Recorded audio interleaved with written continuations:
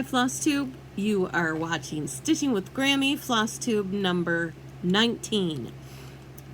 Next one will be 20, I can't believe it. It is coming up really soon on my 2-year Flossiversary. I don't know the exact date right now, but when I do, I will let you guys know. It'll be all over Instagram, so you can come and find me. Speaking of which, thank you if you are a returning subscriber. Thank you for watching. If you are new to my channel, please hit that like, hit the subscribe, and hit that notification bell, because then you'll be aware of when I'm filming another video. I have so much to do, to show you, to talk about, and I did make notes. Just highlight, you know, topics, bullet points, but I've got a hot mess here. So I might have to pause a few times so I can clear the deck and get the next section of the video up. So first of all, I'm going to start with welcoming everybody. I just did that. So again, welcome. I really appreciate all of you who come back time after time. I can't say week after week because I don't post weekly. I would love to. But come back each time and leave comments below. I haven't been as good about commenting back as I could be, full disclosure. But I do try to heart them and like them. If they, sometimes when you make videos, sometimes the comments disappear, and then when you hit it again, you have, so if I didn't heart it, I apologize. Please leave comments. It's fun, you know, to have that interaction in the comment section as well. So thank you. The first thing I want to get to, not to get it over with, I don't want to say it like that, but to get a lot of this stuff off of here, the first thing I'm going to start out, as you guys know, big event that happens in June in Cincinnati, Ohio, was Stitchcon. It was my 3rd week, and I'll either put pictures in the front, you've already seen, or at the end, or both. But this was my 3rd year going to Stitchcon Weekend B. Again, hung out with my girl Crafty Kara. Hi Kara. And we had a great time. So we ended up going down Wednesday night. I highly recommend it because it gets you just one more day where you're not traveling on the day that the retreat starts. If you can get an opportunity to go down the night before, for not just for that retreat, but for any retreat, I highly recommend it, because then you can get a good night's sleep and get up bright and early to stitch all day with your new friends. So anyway, we got down there Wednesday night. Had fun just checking in the hotel. We hadn't seen each other in a long time. We talk on the phone. We, you know, we communicate. We hadn't really gotten together a whole lot as much this year as we did the year before in between in Fort Wayne. Because she's teaching, well, parapro. She's in a teaching environment. She's working at a school. So anyway, we didn't get as much time. So when we first got there, we both brought a ton of projects. And it was like we were doing mini whip parades to each other. I'd show one and she showed one, and I showed one and she showed one. And we had tons of them. And we were trying to decide, okay, which one are we going to take down to the room today? Because this time we stayed at the retreat hotel, the Hyatt, that's connected to the convention center. The previous 2 years we stayed at the La Quinta, which was where the after-hours stitching was. And so we were there. We could come home when the retreat big conference center closed, go upstairs, change, get freshened up, put some PJs on, and then just go down and stitch. It was great. Well, I have these, I've told you about them last time. They're like Invisalign. So if you see me doing that a lot or talking funny, that's why.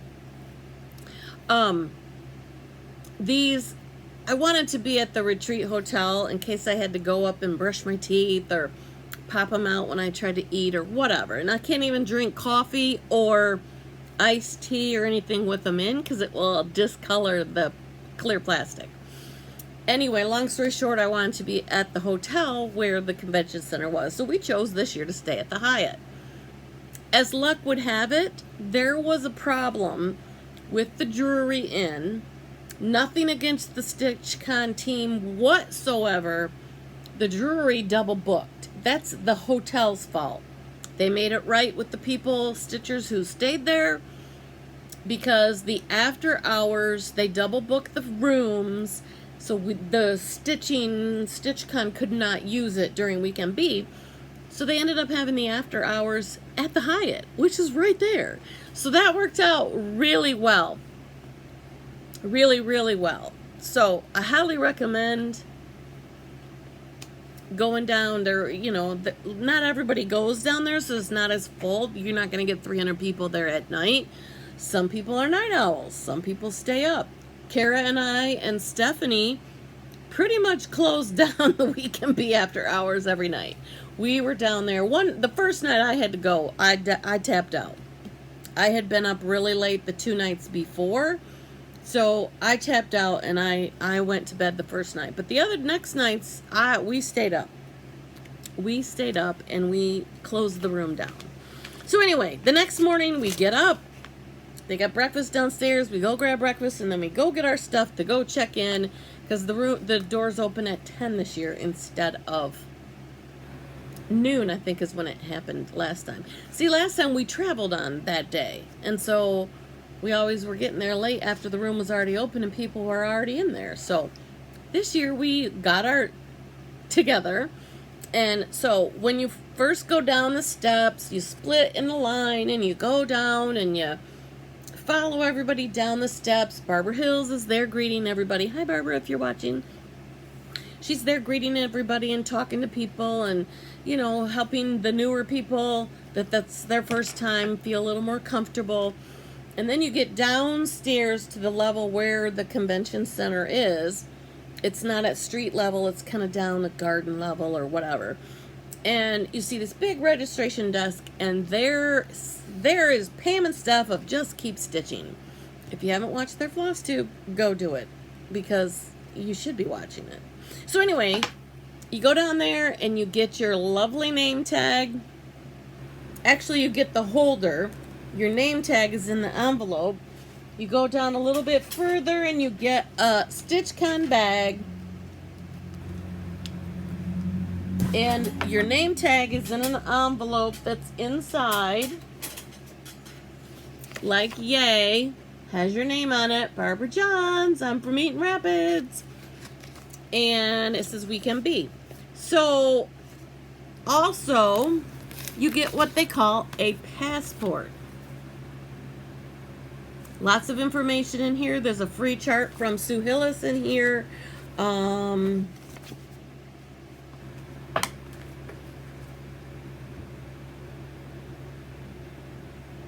Stitchcon is my happy place. And you get this passport. There's a lot of information in here. Also in the bag, we got an issue of, and mine's kind of wrinkled, I'm sorry. This is my 3rd copy of this edition of this magazine. So, I may be giving 1 or 2 of these away. The folks, I think her name was Barbie is her first name. She's the editor, and then one of her helpers was there. They had sessions at both weekends to pick our brains as stitchers about what we want to see in this Just Cross Stitch magazine. It was called a listening session, but it wasn't for us as stitchers to listen. It was for the publisher and the editor of this magazine to listen to us. And they were very interactive, lots of dialogue, lots of ideas. So, if you don't subscribe to this yet, you need to, because things are going to be changing and it's not going to be the same magazine.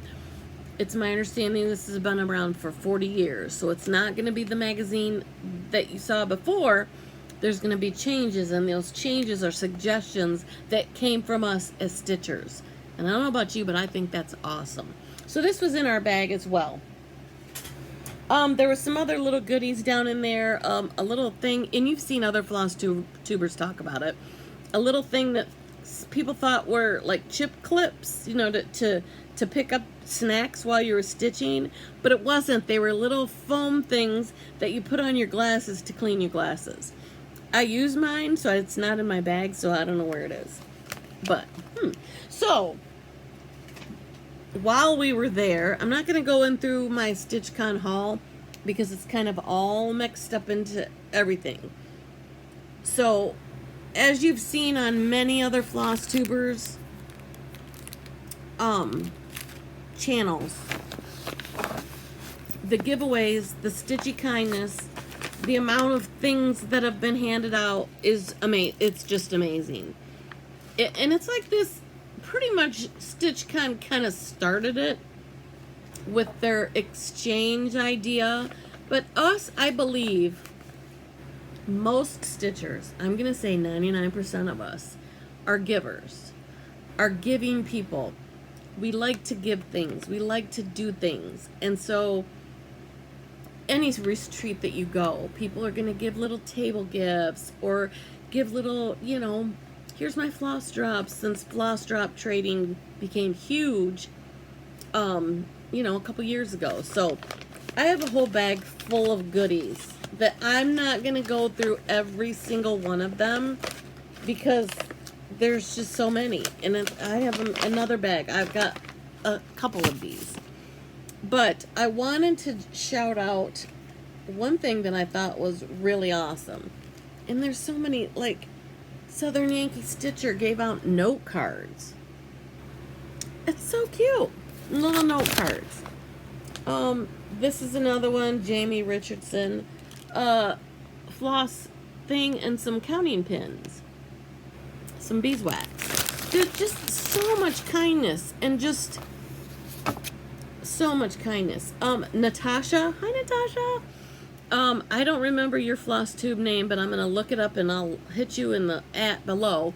But during Stitchcon A, I decided, okay, Stitchcon B people, you guys want to Zoom while they're stitching? You guys want to Zoom? So for a couple nights during weekend A, I had weekend B people jump on a Zoom. And Natasha was one of them. And I got to talking about coffee and how I drink coffee and I have to have my coffee. And I got to take these things out while I do. So anyway, she asked me if I'd ever had this coffee. And I had not. And so she gave me a bag at Stitchcon. Thank you.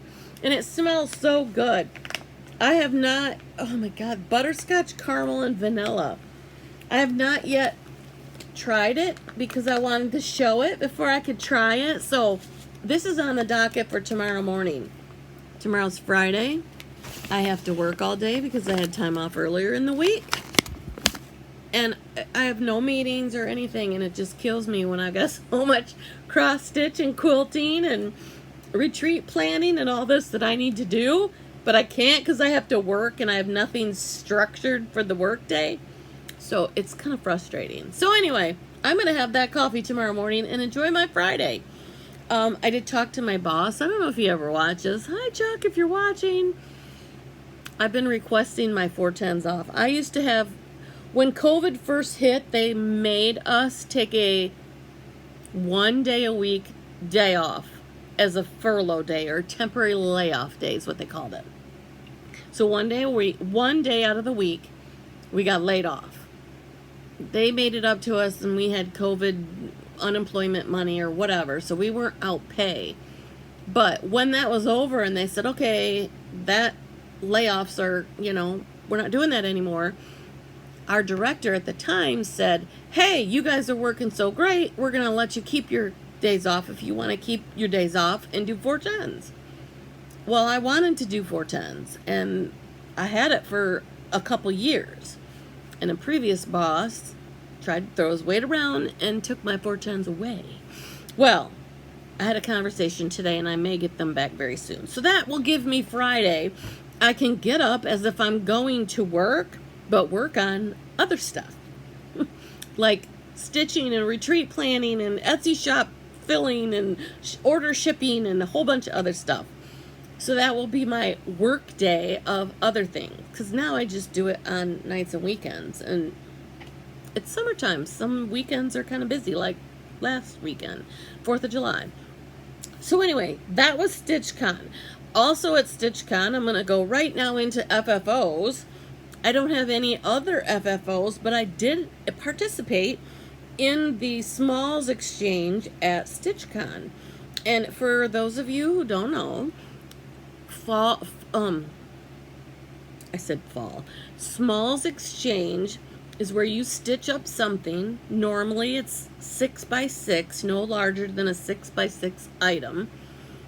And you finish it, and then you put it in there and you wrap your package in the package that tells what's inside it. So they kind of have an idea.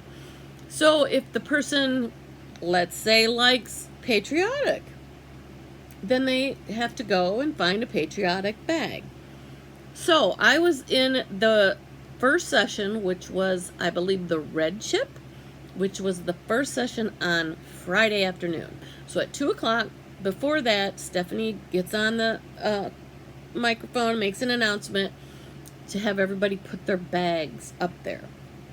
Well, I had wandered by the table, and I had seen the kind of bag that I liked. There were lots of bees, there was lots of patriotic, right? So, then you go back and you sit down at 2 o'clock. She comes out and she does a random number picker, and she picks a range of numbers. So if your red chip that you pulled when you got in and Pam and Steph gave us our goodies, you pull a chip if you're going to be participating in the exchange. So on the back of that chip, or front, whatever, on the chip is a number. My number was 53. So the first group of people that Stephanie called was people who had red chip number 41 to 60. Well, 53 is right in there. So, remember I had scoped out the table? Before I show you my FFO and what I gave, I'm going to show you what I got. So, I was looking at bees, and I saw this big old bag that said, "Be humble and kind." And it had red and black, so that tells me there's some bees on board. Okay, so I pulled that, and let me show you inside this bag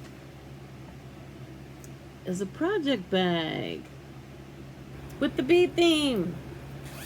Open it up, same fabric up here on the inside, and also there's a cute little thread bed inside. So I'm going to be stitching a whole bunch of bee projects, so I appreciate this bee bag. Also, there was this big bee box. Can you hear all the goodies? This bee box is full of bee stuff. So I open it up. It's got a little magnetic closure on it. I open it up. I'm gonna turn this thing. I'm gonna turn the item around so you can't see it yet. But look at all this stuff. Can you see all that little bee goodness? Also in here were some flavored honey sticks, but I can't. I'm doing keto again, so I can't do sugar. So I shared those with Kara, and I think she might have taken them home to share with her kids. So anyway, inside this box is so much goodness. I'm going to put the little stitchy stuff aside. I've got some Aleene's glue. There are floss colors. Some of it's the shiny DMC floss. A tool, I think that's what it's called. There is a bee pencil in here. There's some DMC scissors, a little emery board. I got a couple of little honey things so I could use as a finish. Or in honey if you want to use it at honey. There's a tape measure. There's some little, these look like little wire cutters, but they're little scissors. And a little seam ripper. And there's a card coaster. I might put this in my Explorer. It's so cute. And there's a little bee needle minder and a little needle case that slides open and you put needles in it. And there was a Stitchcon, oopsie, you can't see through it, Stitchcon 2023 keychain, and this reminds me of old hotel room keys. But anyway, and there was a nice, sweet little note, and it says, I hope you enjoy this as much as I did making it for you. And it's from Kathy Walker. 2 needles pulling thread. Half of the Missy and Kathy duo. Kathy made this. So I'm so excited. I was just thrilled beyond belief. But let me show you. I'll move that down. Let me show you what she made me. Okay, the first part of it is a little key fob or a zipper pull. And look at that little bee. Isn't that cute? She did such a good job. It says Bumble and the little key fob or zipper pull. It is so cute. Okay, and this pillow, I love it. She did such a good job. Kathy, thank you so much for participating. Thank you for giving, and it's got little bee pins in here. She did rickrack trim, two different kinds of fabrics that coordinate with the colors. A little bee down here and the pom-pom trim. Kathy, thank you so much. You did an awesome job. And I cannot wait. I'm going to put it in its new home, and I'm going to take pictures, and it'll be at the end of the video, Kathy. So if you're watching, or Missy, if you're watching, tell Kathy to watch. I'm going to show her the new home with all my other bee stuff that I have. So thank you again for participating in the Smalls Exchange. Thank you so much. Okay, so, oh, I got so much stuff. Let me put this over here. Okay, now, in my excitement, the morning of that, Friday morning, the stitching was all done, but I hadn't put my finished piece together and then wrapped it. So that morning is what I was doing in the hotel room. I took all my supplies, but I forgot in my excitement to go down and stitch and put my bag out. I forgot to take pictures of it before I put it in the thing. So once the person who got mine opened it, then I had to take pictures of it. So this is my FFO.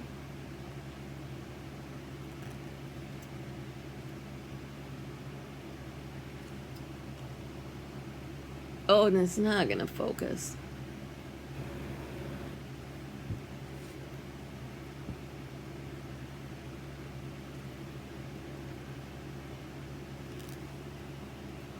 Do I need to get it closer? I don't know why it doesn't want to focus.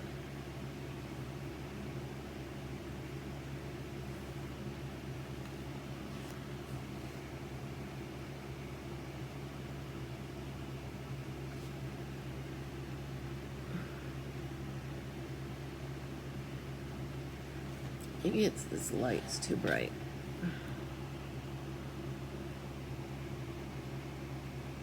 Anyway, this is the Primrose Cottage Stitchers Home of the Brave pattern. This is the pattern. And instead of making a pillow, because I didn't bring a sewing machine with me, I could have made a pillow before I left, but I knew I wanted to make a stand-up. That is just not wanting to focus at all.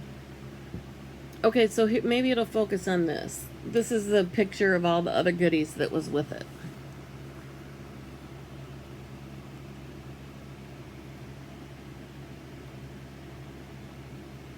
It just does not want to focus.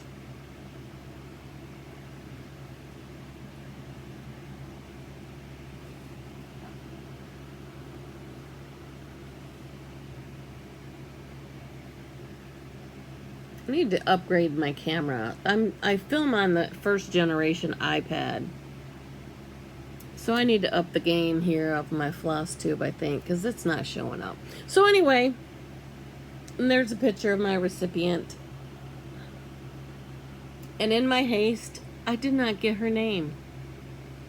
So if you're watching and that's you in that picture and you got that, please comment below so that I can properly give you your name out here. It still does not want to focus on that. But anyway, I made her a project bag. And these two little round coasters or ornaments from Hobby Lobby. And I got a brown bag and I just put all sorts of stickers on it and red, white, and blue paper on the inside so she knew what theme it was, that's for sure. And I apologize, those pictures are not working. So, that was my FFO and my smalls exchange. So, let's get into some more stuff because we're 25 minutes in and all you've heard about is Stitchcon. I don't have any other finishes either that I can think of off the top of my head.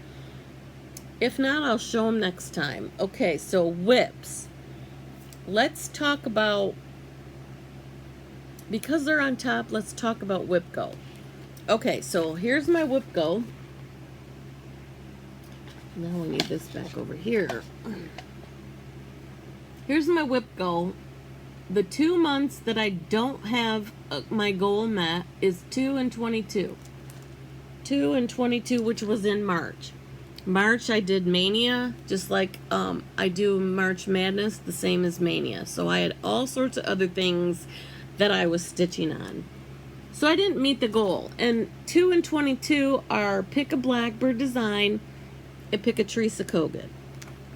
We're only in July. I know darn good and well that I'm going to be stitching Teresa Kogut and Blackbird designs again. So my goal is 10 days. I know I'm going to get more. I'm going to get those and eventually be able to meet that goal for those months between now and December. If that makes any sense, because I feel like I'm rambling. Last month, we had 4, which was a small or an ornament, and so I counted this as a small, and I got a finish on it, so that's a goal met. The other one was the decision wheel. I don't know if you watched my last Flosstube, you guys watched me spin the wheel, and my choice was pick a Plum Street sampler pattern. So, where's my Plum Street? That's not it. Hold, please. That's not it.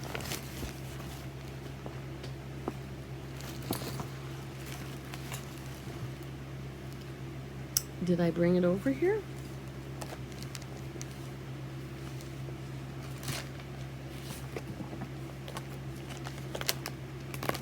Oh, it's right in front of me. Excuse me.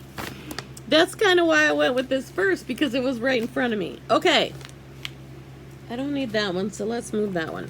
Okay, so it was pick a Plum Street. So I decided I was going to pull out some Plum Street that I had not worked on in a very long time. And that is Plum Street Liberty's Welcome. I was kind of in the mood for patriotic, which I'll show you in some of my other whips. I was working on patriotic, so I'm like, okay, then why not pull this out and start this? If you guys remember, I didn't bring it over here, but this, I have had the hardest time with this project because I was doing it on a 36 count. 1 strand is not enough, 2 is too much. I did not like the fabric. I couldn't stand the way my stitches were looking, so I restarted it on a 40 count. That 40 count, the colors were not meshing, and I did not care for it whatsoever. So guess what? 3rd time is a charm. I started it again. I'm stitching it on a 40 count fog by Picture This Plus. And your girl, oh, I absolutely love it. And this light situation is gonna be the death of me. I absolutely love my stitches. It's 40 count. I'm doing 1 strand over 2 linen threads with all of the called for colors. And that's how far I am. I went down here to see if I had enough fabric, because I was kind of worried that, oh wait, I started it the wrong way. Instead of long way, I started it. But this piece of fabric is big enough. I got plenty. I have plenty. So I'm back to loving this. So speaking of WIPGO, when the numbers were pulled for July, the 13th, number 13 was called, and my number 13 is a free space. I lucked out. So during that month, Jessie Marie, who is the brainchild who came up with WIPGO, she pulls, if the 13 comes up, she pulls 3 numbers instead of 2. The other 2 numbers were 21 and 9. So guess what came up in number 21? Plum Street Samplers. Instead of, last year was my first year doing WIPGO. Some of you who didn't follow me at that time, I picked a certain project and put it in all of these. So I would have picked Stitch on Liberty's Welcome. Okay, it kind of went downhill because in May, my 2 projects that were called were Christmas projects. I wasn't feeling Christmas in May. I was all about summer and spring and, patriotic, whatever. I did not want to stitch Christmas. And so I kind of whatever. I kind of kept doing it, but wholeheartedly I wasn't in it.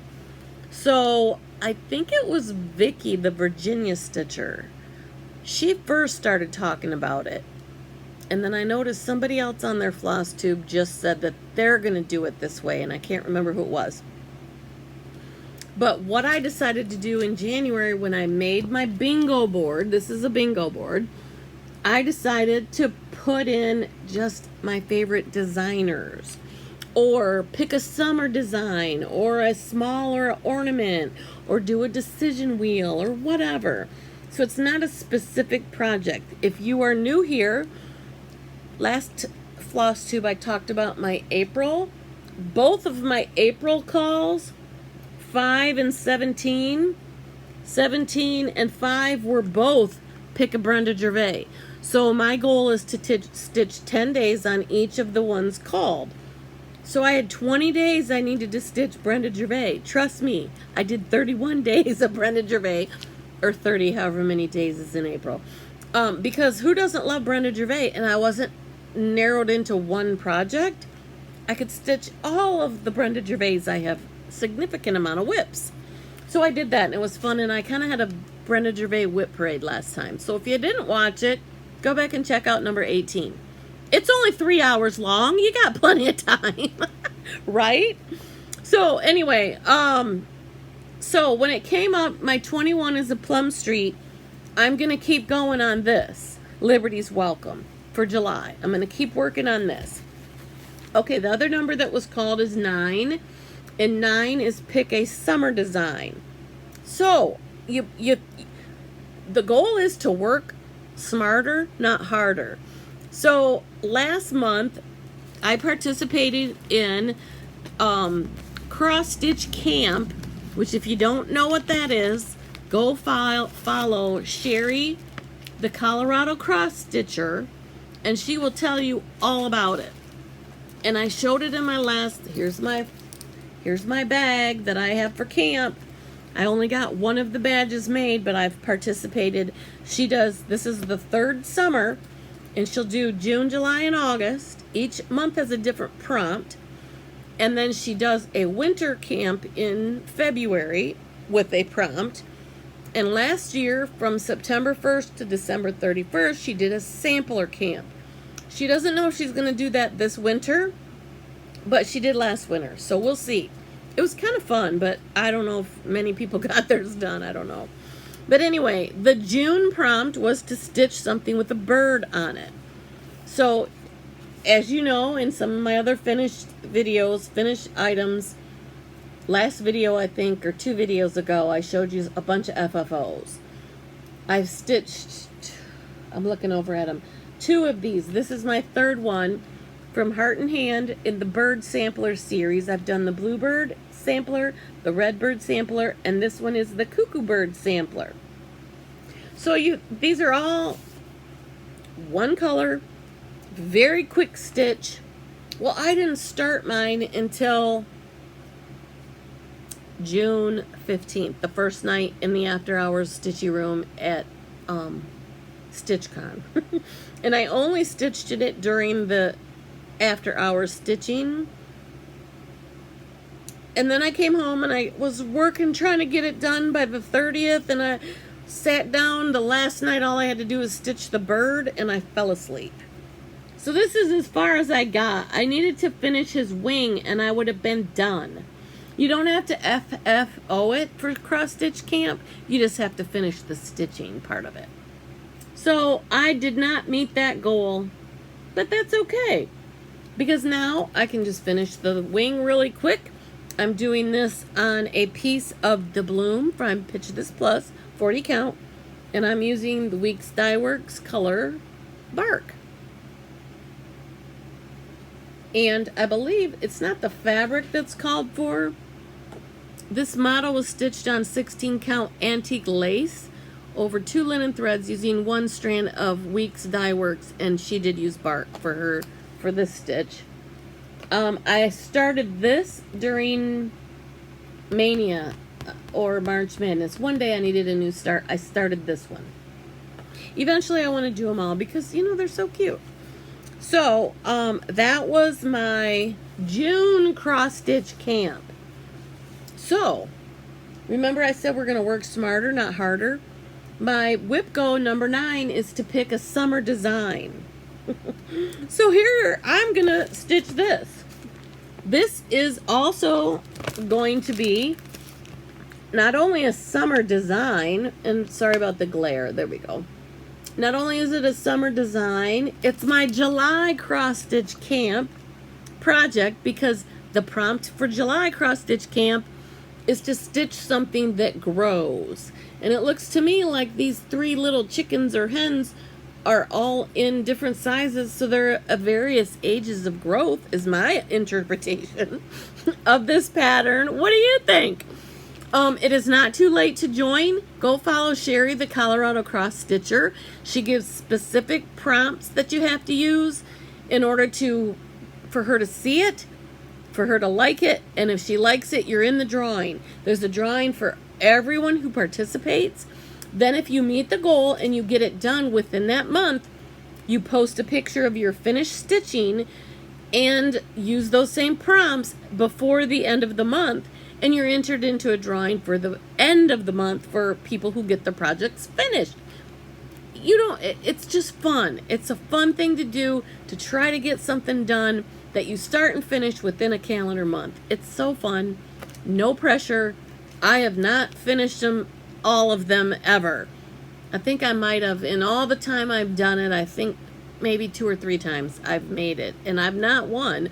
So there's a lot of us that are doing this, and it's just so fun. So as soon as I find my stitched piece, I will show you. Okay, I've got so much stuff up here. This is how far I have gotten on my WIPGO call number 9, which is Stitches Summer Design, and my cross stitch camp, something that grows. And so that's how far I am. I'm using the called for colors on a 40 count Oaken by Pitch This Plus, which is the called for fabric, and I'm using all the called for overdyes. Isn't it cute? At first when I pulled it out and I started stitching this, and then I did the blue of that flag, I'm like, you know what? I don't really like these. These are not very patriotic colors. They're so muted, and they're so, but I'm loving it. As I'm stitching it on this Oaken, it's like faded glory or whatever. I don't know. But I really like it. So I'm going to have this done by the end of the month. That's my goal. Cheer me along, and hopefully, oh, where am I going to put all this stuff? Here, I'll put it right there.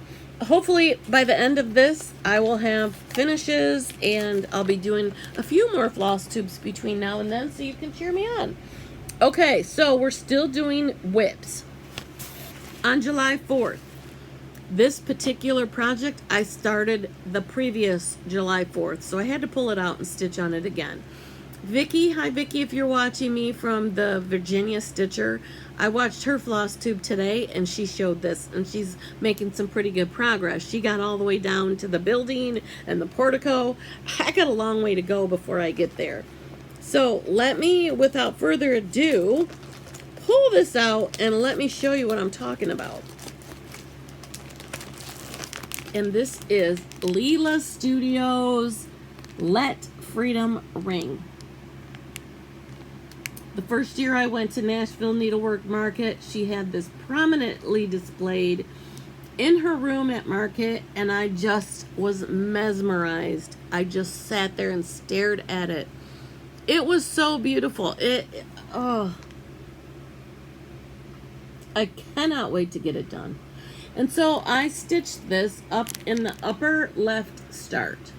And so this is where I am.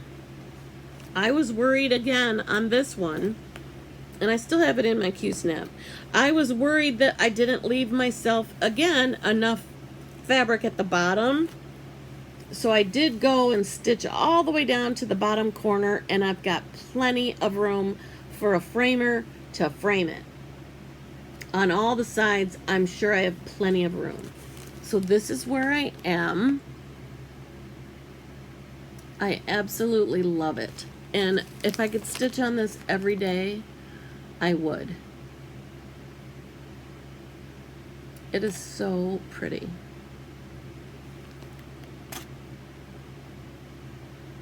So pretty. So that was what I stitched on the 4th of July.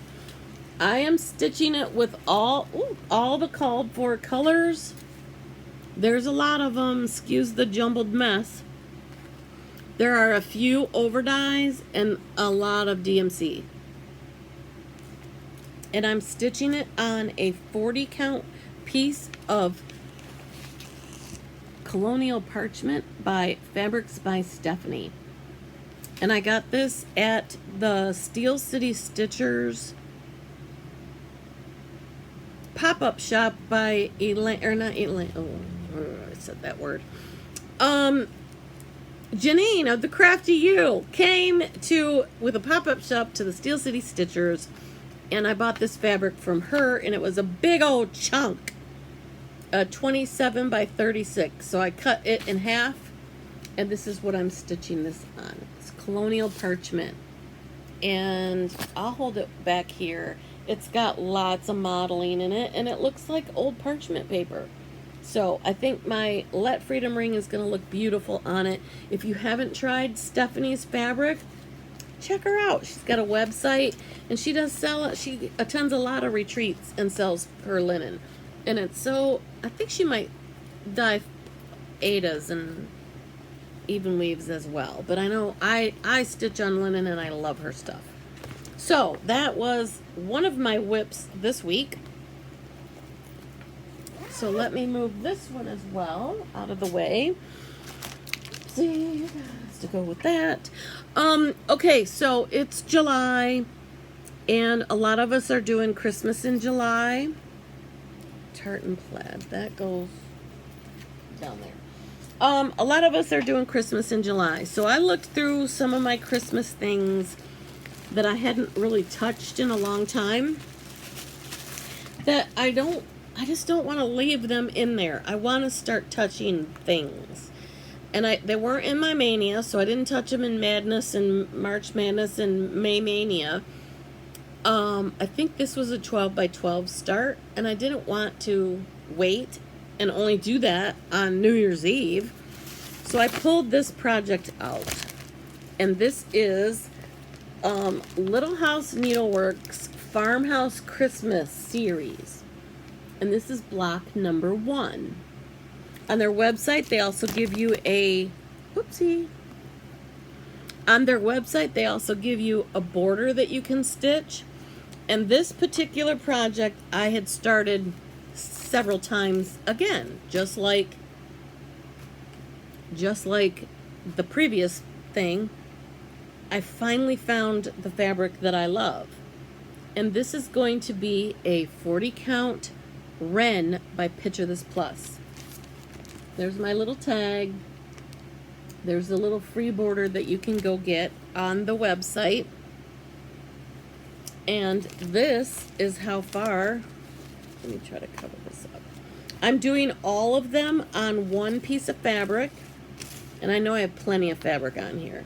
I'm doing them all on one with the border. And that's how far I've gotten in July, stitching my Christmas in July. I just love this fabric. It's gonna be perfect. I searched high and low for the right fabric and I finally found it. I don't know what it is about Picture This Plus. I loved Picture This Plus. And when I got home from Stitchcon and I did my haul, I don't know what I did with this. When I got home from Stitchcon and I did my haul, I decided that I was gonna sort through some of my fabric, and I've found that in all the fabric that I sorted, I really like Picture This Plus. So I had to put it all in this gorgeous container. Look at all that. Okay, so maybe we need an intervention. Maybe I need to stop filling my cart on 123 Stitch and ordering it several times. That's all 40 count Picture This Plus. All of it. All of it. I love it. I do have other, like, Fabrics by Stephanie 40 counts. I've got some 46 count, which I'll show you some of that. That's what I'm buying now, is 46 count. So, that's other haul. Let me show you another stitch that I started last year on Memorial Weekend. Last year on Memorial Weekend, I started this, and Missy Timberlake from Two Needles Pulling Thread, hi Missy, she started it with me, but right now she's having a, she's not getting along very well with her stitch, so it's in a timeout. Why, I don't know. She did not elaborate, but it's in a timeout. So I started this on a 36 count last year. I might have showed this in my last video, but if I did, I apologize. But if not, then you're seeing it. I started this on 36 count Oaken by Picture This Plus. I love Picture This Plus, but 36 count and I don't get along. One strand is not enough, two's too many. I tried on this to do the top leg of the stitch twice and still just wasn't feeling this fabric. And this is what I had from last year. I did work on this at Stitchcon last year as well, because Missy brought hers and we were both going to work on it together. So that was last year. And I went to several people. I didn't ask them to put their stitches in it, but just ask them. Brenda, the Handiwork Maniac, I asked her. I asked Barbara Hills. I asked Stephanie. People that I know have stitched on 36. What do you use? 1 or 2 strands? And the answers varied. So there is no right or wrong answer. There's no one way to do it. Excuse me, I have a needle and a scissors tangled. There we go. So there is no one right way to do it, but I just said I'm not fighting with this anymore. Let me start it over. So I started this over again. And I don't know what I'm stitching it on. Yes, I do. I'll find it. I know it's a Picture This Plus. And I don't have it.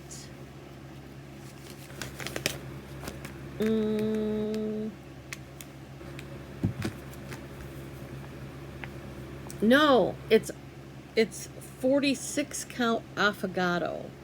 That's what this is. This is being stitched. I went from a 36 count. I'm stitching it on a 46 count affogato. And I absolutely love it. I love this stitch now. So again, the stitch, I didn't show you the picture, is One Nation by Twin Peak Primitives. I just love it. So these are my two big, huge patriotic stitches.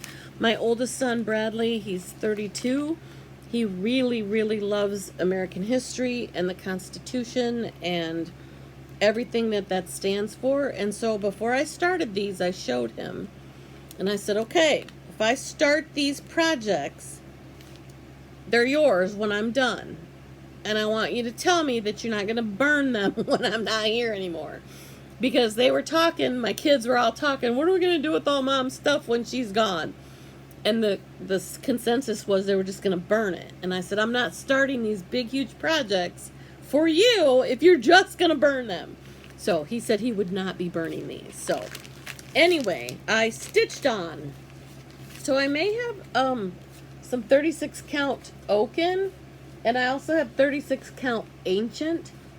I may have those up for grabs. So if there's anybody who wants those fabrics, put comments below, and maybe we can work out a deal or something.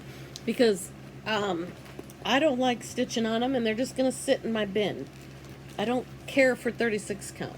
So that's another one of what I was working on. Also, I was doing red, white, and June with the Fat Quarter Shop.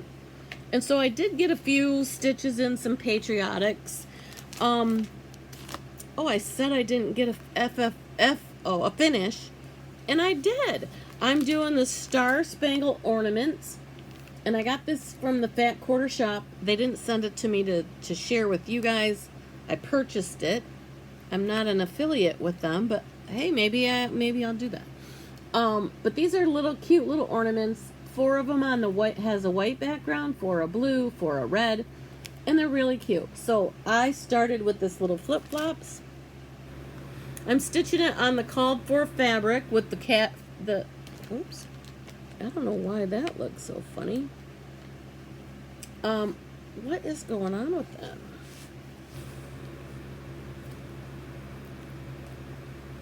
Something got caught on it. There's a needle on the inside of it. Anyway, this is 20.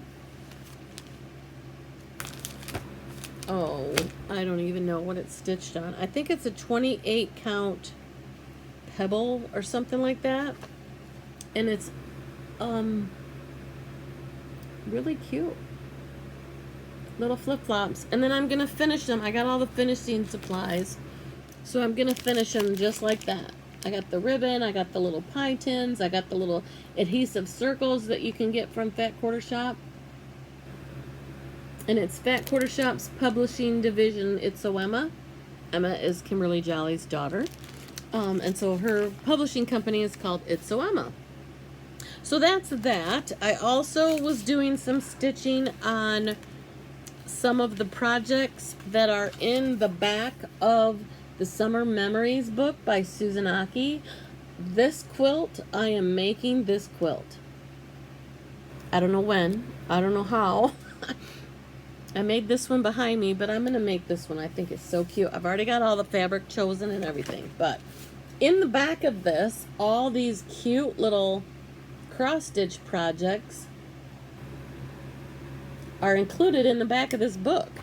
So I started stitching the Freedom Flowers, and yes, I made a copy with the pattern is my working copy. They're all in this book that I purchased, so this isn't a pirated copy of this, but I stitched this one. Well, I started, and I'm doing it on a blush, 40 count blush Zweigert, 40 count blush Newcastle linen, and it's a Zweigert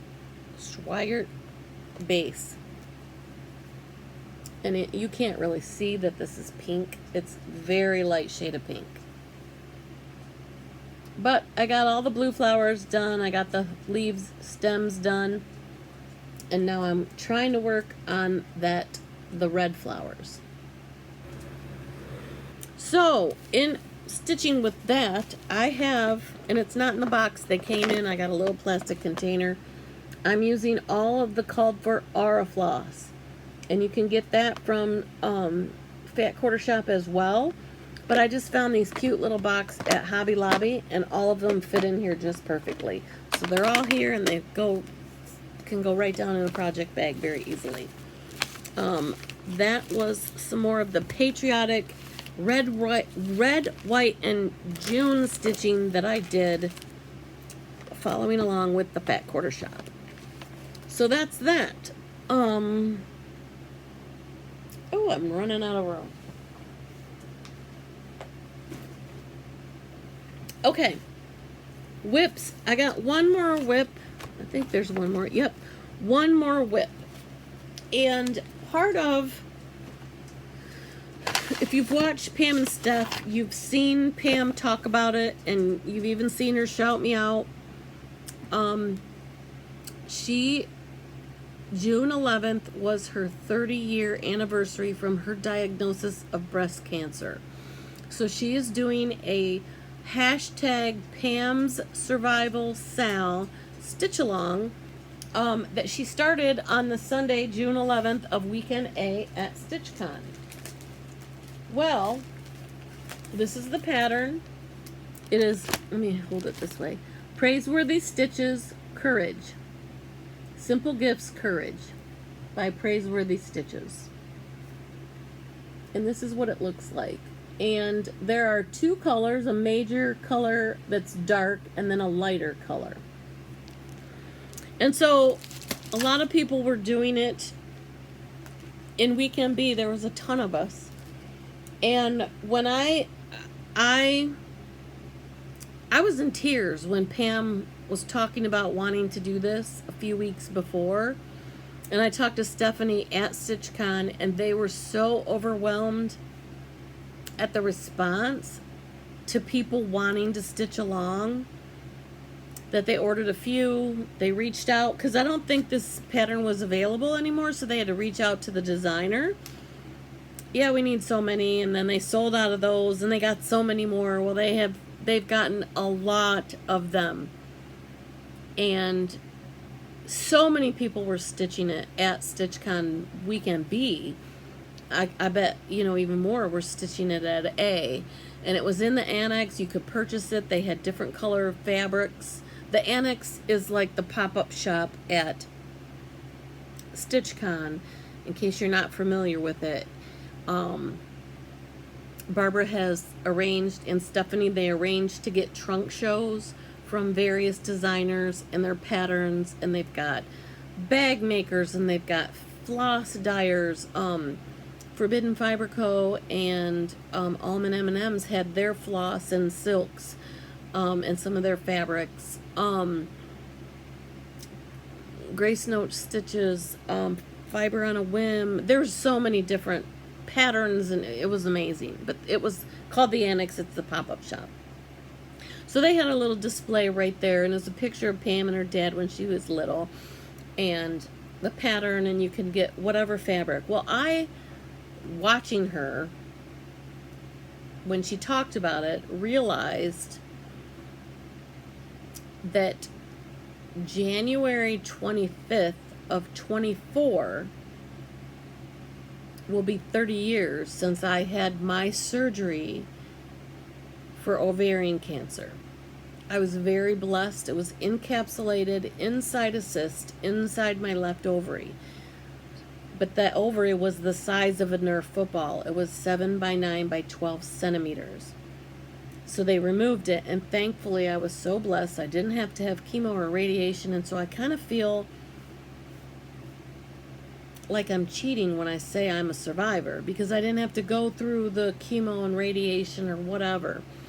But most of the time when you have ovarian cancer, by the time they find it, it's really too late. It's stage too far, and it's spread, and you can't do anything about it. So I was very, very blessed. And I was listening to Pam, and I was doing the math in my head, and I'm like, My 30 years is January 25th of 24. So I immediately, the next day, called Keepsakes, talked to Barbara. She answered the phone, explained to her, I want to do it for ovarian cancer. The color is teal. Can you guys kit me something up and I will come and get it when we get down to Stitchcon. I'll come to the shop and I'll get it then. And she said, absolutely. And so she took down the notes and gave it to Susan, who does the surprise boxes. And so when I got there, I got my stuff, and there was she had a variegated for my light, that the variegation had a little bit of a more of a yellowy mustardy type colorish. So I swapped out the lighter color. And she's like, oh yeah, that's better. So she picked out this for me, and I started. I wanted to do it on a 46 count. And I did not get a very big start.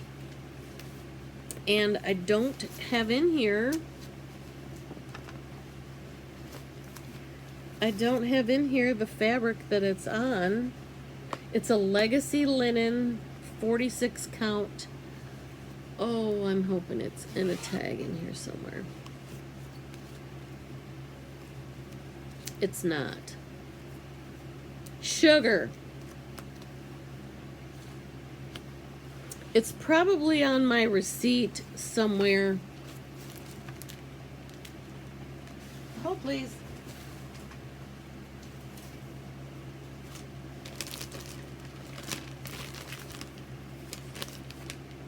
Oh, bummer. Did I stick a sticker on here? I'm sure I can find out what it is. I know it's a Legacy Linen, but let me just show it to you. Anyway, if you've seen on the video, I made Pam breast cancer black and pink ribbons, project bag, and a little notions thing. Well, I decided that if I was going to do her one, I had to do me one too. So this is my project bag for my teal color ovarian cancer survivor sale. And I made one of my flannel floss friends. And this is flannel on the inside. And inside I keep all of my silks. And I'll show you in a minute the silks that I chose. Well, that Susan helped me choose. And these are Silken Colors threads. And the dark one is called Calypso Teal. And the light one is called Cream de Mint. So these are the two teal colors that I'm doing. And these are silks. And they're gorgeous. And the light in here really is terrible. And so at Stitchcon, I got a teeny tiny start. I really didn't get a whole lot done in this, because there's a lot of counting, and this is 46 count, and I wasn't in my Lazy Boy with my normal lamp, and so I just wanted to get some stitches in to say I started it at Stitchcon. But this is gonna be, I think I'm gonna start doing, like a lot of people that do red samplers, they do a red thread a day. I think I might start wanting to do a teal thread a day or something, because I want to put my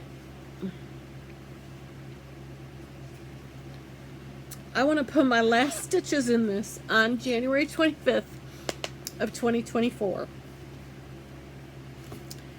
because I'm so blessed to be here. As I mentioned, ovarian cancer, usually by the time they find it, it's too far for them to help you and do anything about it. And I'm so blessed and so fortunate. It happened when I was only 29 years old, so it's almost 30 years ago. And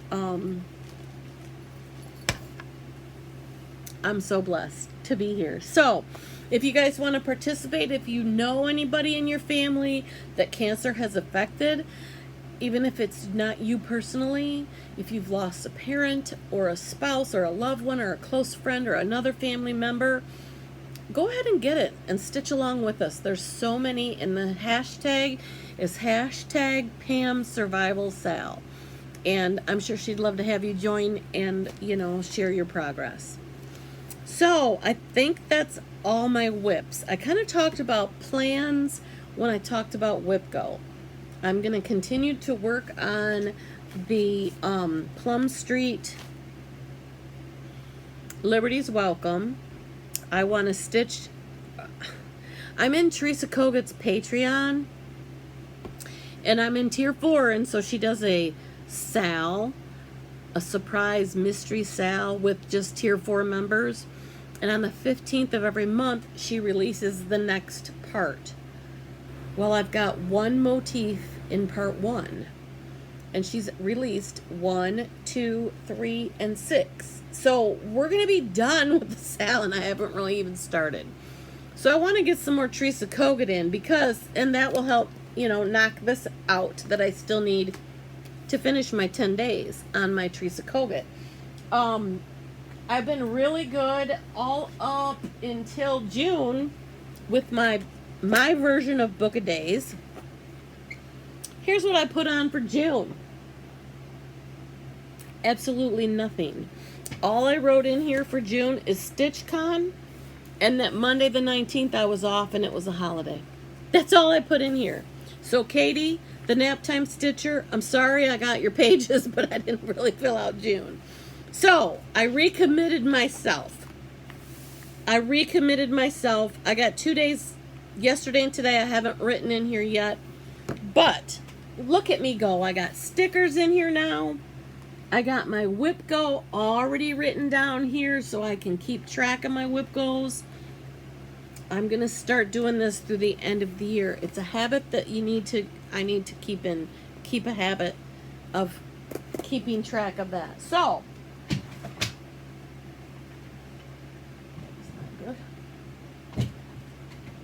all right, while I'm down here, I'm going to grab my water.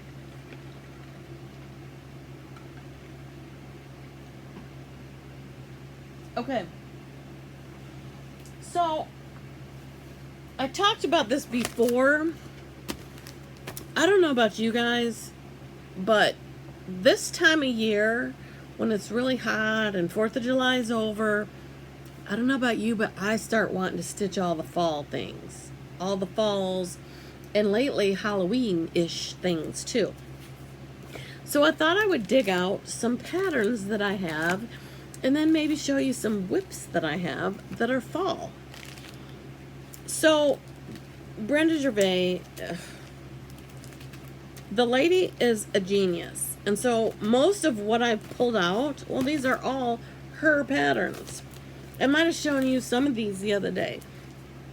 The potting shed, that's a kind of a summer or a fall. So cute. And I'm going to try not to take these out of the plastic because then that's a pain. This is Queen of the Harvest. Kind of goes along with the Queen of the Needle pattern. And there's one similar to this I have in my whips. Now we're getting into bobbing for pumpkins with the little witches. It's so cute. See, I like that kind of Halloween, the cutesy stuff. This is Basket Full of Autumn Time. That is so cute. And these are 4 seasons. She's got Basket Full of Summer, Autumn, Christmas, or Winter and Spring, I think. So there's 4 little pillows you can make seasonal. These are the oval ones, and I'm doing Candy Cane Wishes. And this is also a Brenda Gervais, and this is Spirits and Spells. So I thought that was really cute. And this is Witch's Night Out. That's really cute. And then, I don't know about this one. I don't know if I'm going to stitch this on this green flag, but I love, or the green fabric, but I love what she did with the broom. Look at how that's finished with the broom. That's so cute. So that's her holiday hoopla series that she had. She had a bunch of these that she finished in the hoop. And then of course, just like the Jelly Bean Jubilee and the Love Notes and the 4th of July one that she just had out, she did a little books for every season for little pillows. And so I thought this was kind of cute. So I pulled this out. I might stitch something of that. So that's patterns. So let me go through my fall whips real quick because I'm really in the mood to stitch my fall. So I haven't showed very many patterns. I haven't stitched them. I took a Stitching with the Housewives duffel bag, canvas bag you can get from Fat Quarter Shop. They sell it. And I cut it apart and I made a project bag because I needed to put my fall patterns for Stitching with the Housewives all in one place easily, so I could easily find them. So this is a project that I got when I started it at the Stitch Etc. retreat that was trick-or-treating with the housewives. It was one of the first ones they did down in Greenwood, Indiana. And so this came out, and I've told Priscilla this, I love her fall patterns. Whatever she does in fall, I just love them. I don't know what it is, but this is how far I am on this. And I really want to get it done because I have the basket that it's finished on, and I've got a whole bunch of stuff to put in it. I just need to finish stitching it. This is another one I can't show you. It was something that I was doing for a retreat that she was at that I didn't go to. So that's all we're going to talk about that. She has a lot of other cute fall ones. These are like the tier trade tidbits. That's a cute one if you like foxes, and it's the cups that has, you know, like a Ray Dunn cup. And then she did one with Hello Pumpkin. And these are just quick ones. And then she's got Halloween ones too. I won't go into all the details on those. You guys have all seen them. So those are some of the other fall Stitching with the Housewives that I want to do. Let me show you. This is a Brenda Gervais. This I just need to sit on and do it because I do not have that much more to go. And I just love it. And I just need to finish it. And this is Hallows Eve at Raven's Hollow. Again by Brenda Gervais. And I'm stitching this on, I believe it's Winter Wishes by Fabrics by Stephanie. And I got this at the Lansing retreat that is just a very small one in a closed group of Lansing stitchers, pretty much Michigan stitchers. I'm not attending that this year. And they usually have it in the fall.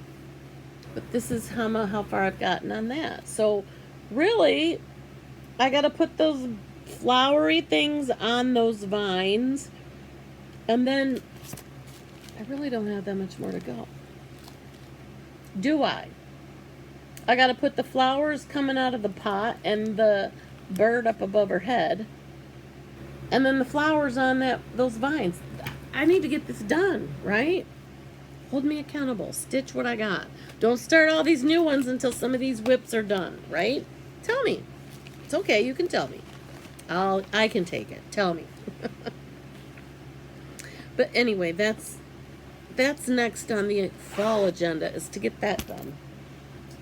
What else do we have in here? Oh, this one, a lot of people were stitching this last year. I just got a little teeny tiny start, but still, a start is a start, right? And this is the Autumn Rules by Primrose Cottage.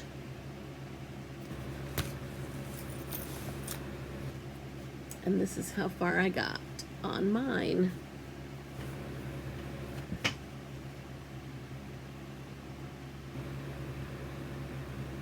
That is so pretty. I'm using all of the called for DMC colors. So pretty. Lots of pretty colors. And I'm doing this on, I started stitching it with sulky and I didn't like it. It was too bulky. So I think I'm doing this, I think this is a 40 count. I think it's Colonial Parchment by Fabrics by Stephanie, I think. I think it's another Colonial Parchment. So I'm going to get that going on that this fall to get some more done on that. I already have a board picked out that I want to put it on. So all I got to do is get done stitching it. So many of these I got to get done stitching. This is a Cindy kitty corn fabric project bag that I made. If you know, you know, right, Cindy? I don't even remember what I have in here.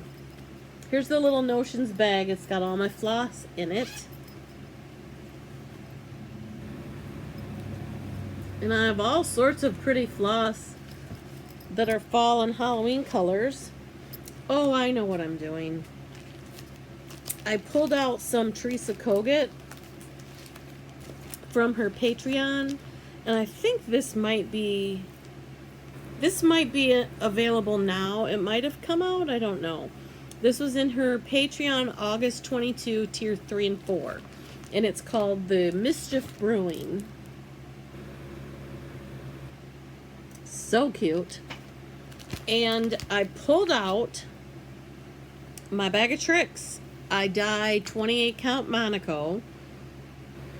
I do black. That's what I stitch all my Priscilla and Chelsea patterns all on the 28 count Monaco black. You can't buy the black anymore, so I started dyeing it, and I am going to do a tutorial on how I dye my fabric, but I decided, ooh, Halloween, let me do some purples. So let me fold that back up. This is a very light shade of, there we go, you can see it's a mottled light lavenderish light purple. It's gonna wash out when I get closer, but I'm stitching this over one on the dyed 28 count Monaco.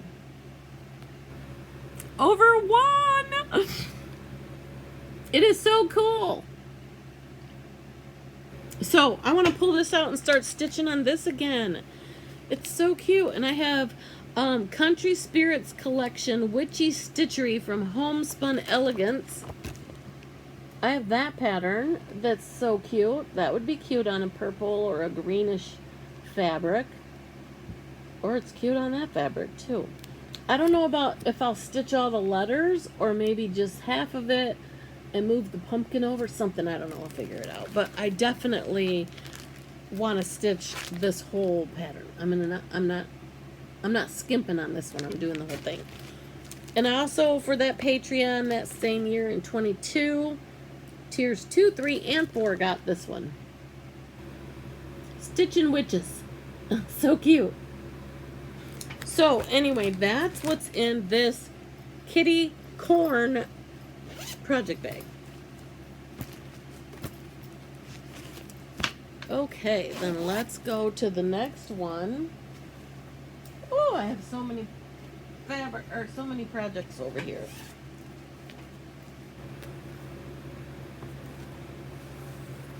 This is in another kitty corn bag. This one, I did not make this one, but I have all this fabric. This was from that same kitty corn line. And as I showed you in the last one, I've got Halloween fabric from Urban Chicks. Same fabric designers. So I will be making some project bags out of that. But in this bag, I just threw some more really light lavender 28 count Monaco.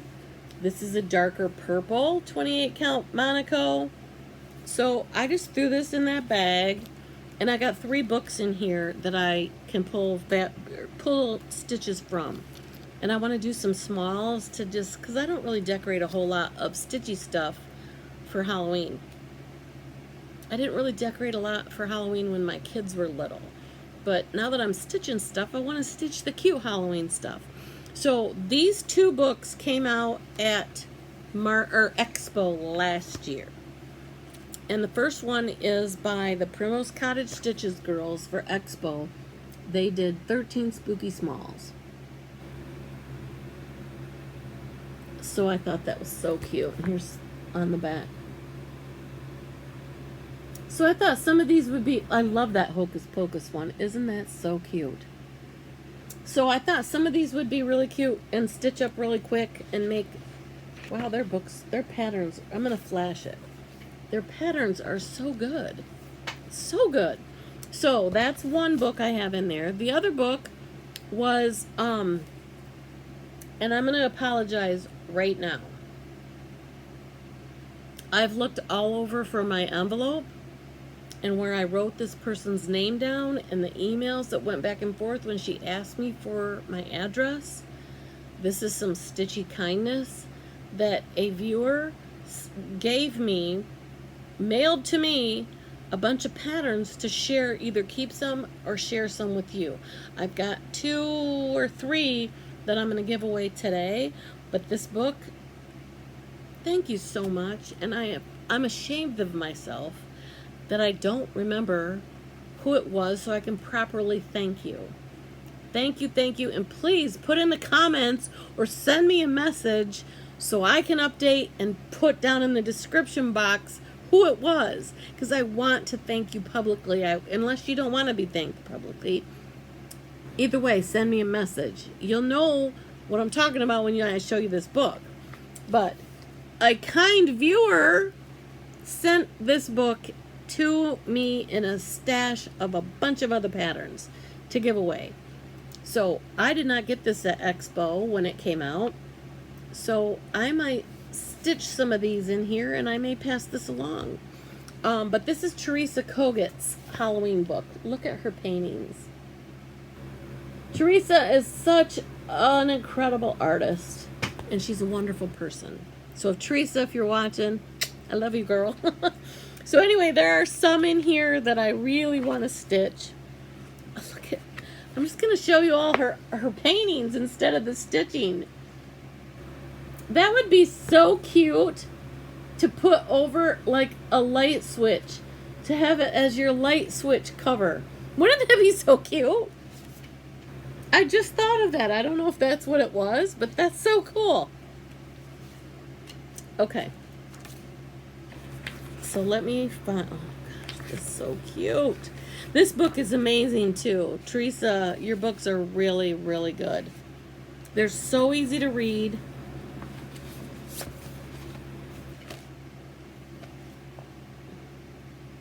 Here's some smalls.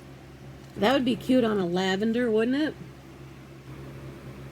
With that green witch and the pumpkin and the black of her dress and the black kitty. That would be so cute on this lavender.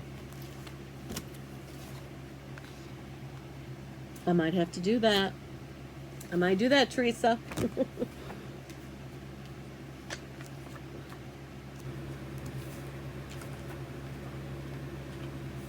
The Good Witch. And I know you guys have seen this. This came out last year at Expo, but you know, it never hurts to look at it again and get motivated to stitch something. Here's some other witches. That's so cute on lavender as well. So cute. Looks like 2 of the same pattern stitched 2 different ways. Probably on 2 different counts. So cute. I think this was before, I think this was before I joined Patreon. A lot of these Halloween patterns were available in Patreon. And then what she'll do is she'll ask for people who have stitched it, who have shared their finishes, if she can use them when she releases a book at market or at Expo or needlework retailer or whatever. Pumpkin Spat and Witch's Lane coal black cats with eyes of green. All the mystery can be seen on the night of Halloween. That's so cute. That'd be cute on purple or lavender. the ghosts would pop right there. They kind of wash out when you get away. You don't really see them on that purple. They'd pop. But anyway, so here's some more. And then a lot of people have done this, and I'm, late to the game. It's been out for a while. But I thought I'd put this in that bag too. And it is Blackbird Designs Casting a Spell. And I thought about finishing these. Maybe, I think these are all stitched on a 30 count.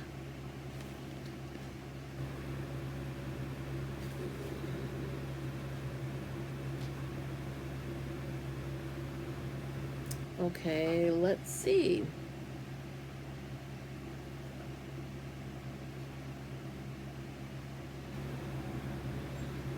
Yeah, she did it. These were stitched on 30 count Confederate Gray by Weeks Dye Works.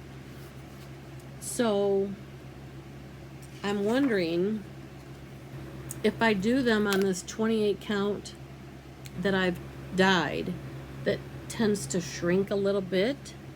Maybe that'll be the equivalent to a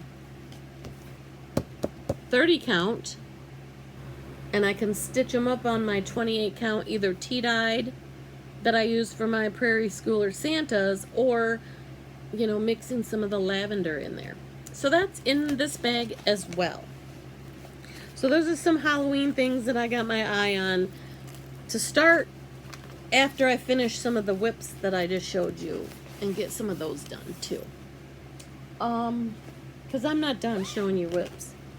This is another one I got just a tiny, barely little start. This is Jardin Privé Halloween. I'm stitching.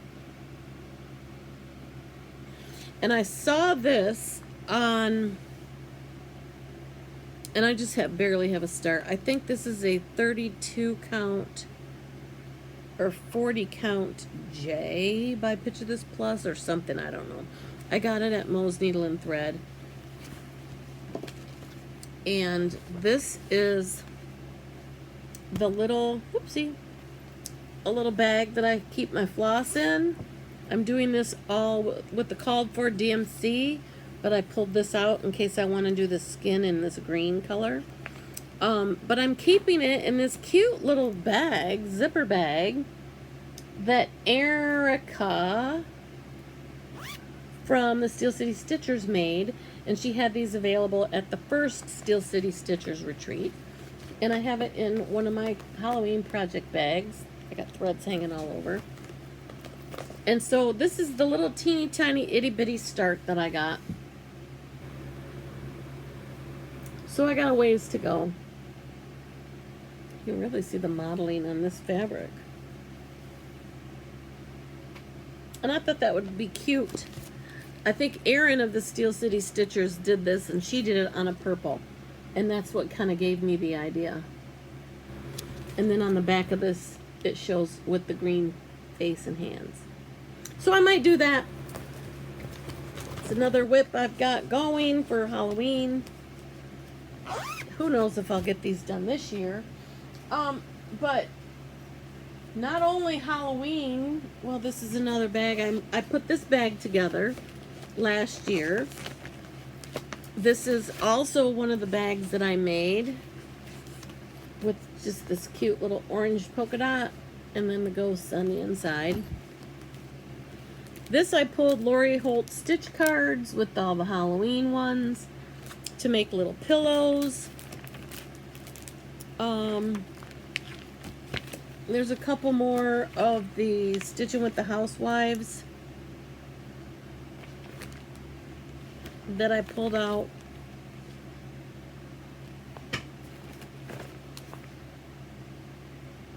Cute little Halloween tier trade tidbits or Dapper Doodads. I love the October because it looks like candy corn colors. So cute, so cute. So I may stitch up some of these real quick. So these are in another bag that's just ready to go, and this has some more of the 28 count Monaco that I dyed. So I got plenty of fabric. I've got the floss, because all of her floss is Classic Colorworks, and Who doesn't have a ton of classic colorworks, right? So that's some more Halloween that I pulled out. And here's the two finishes that I have of Halloween, previous finishes. This was at the Stitch Etc. Trick-or-Treating with the Housewives.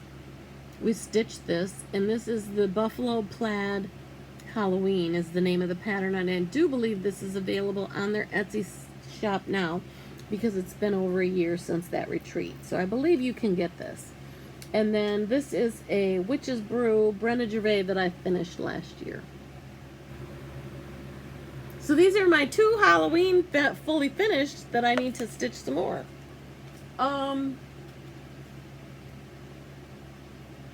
Let's see, we're still talking fall, right? So we're out of the Halloween feels. Now we got all the fall feels. And this is a Prairie Schooler booklet number 141 called Thanksgiving Comes Again. And I don't know if I'm going to do the whole thing with the verse or just the one with the 4 square.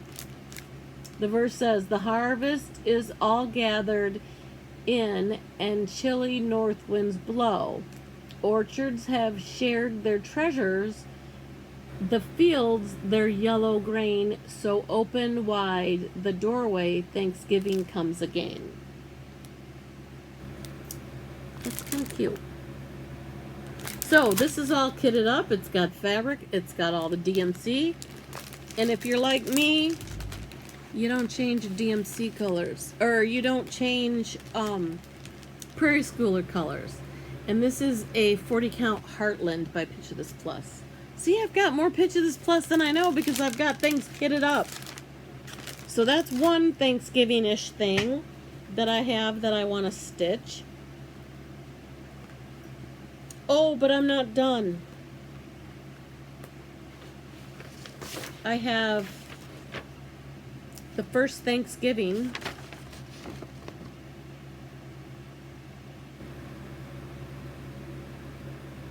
Also by Plum Street, which is another big one, like, it's another huge one like One Nation. This is the DMC just for the border. Just for the border. And I have them on my floss drops that I made. These are what I give out when I go to retreats. That's just the border colors. So good. And I had this started and I didn't like the fabric, so guess what? I restarted it, or I'm gonna restart it when I get this back. I pulled out a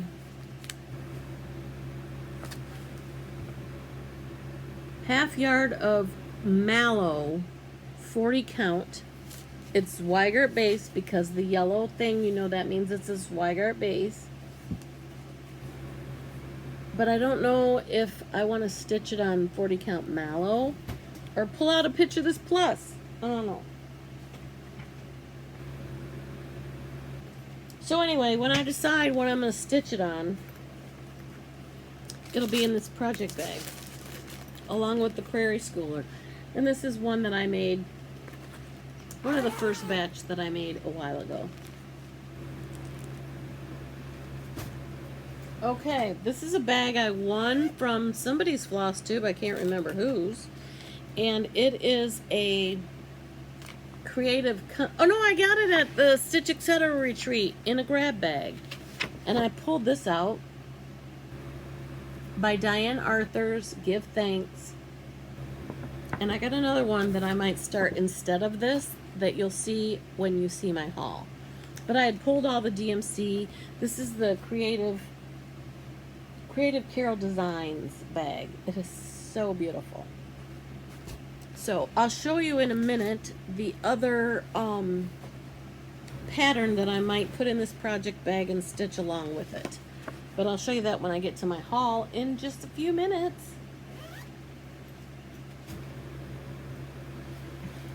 What is this? Oh, this is something I got at the Lansing retreat, and I've never stitched a Mirabilia. And as I told you before, I will never stitch one of those big ladies unless it's the Freedom Lady, the Lady of the Flag, and then the one that goes with that she's sitting down. Those are the two Mirabilias that I'm going to stitch someday. And so somebody, I wish I need to take better notes when I watch Flosstube. Somebody's talking about stitching the little pixies, the little minis. Is it Helen D? It might have been Helen D. I can't remember. Helen, if it was you, put it in the comments below. I'm going to tag you anyway. But I have never stitched one of those, the pixies or the whatevers.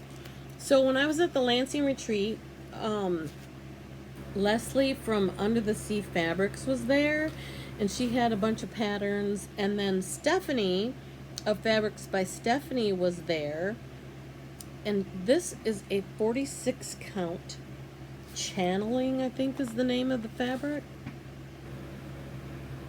Isn't that cool? And it's been wrinkly because it's been in this thing. Look at that. And here's her tag. That's the name of the color, channeling. And it's a 46 count linen.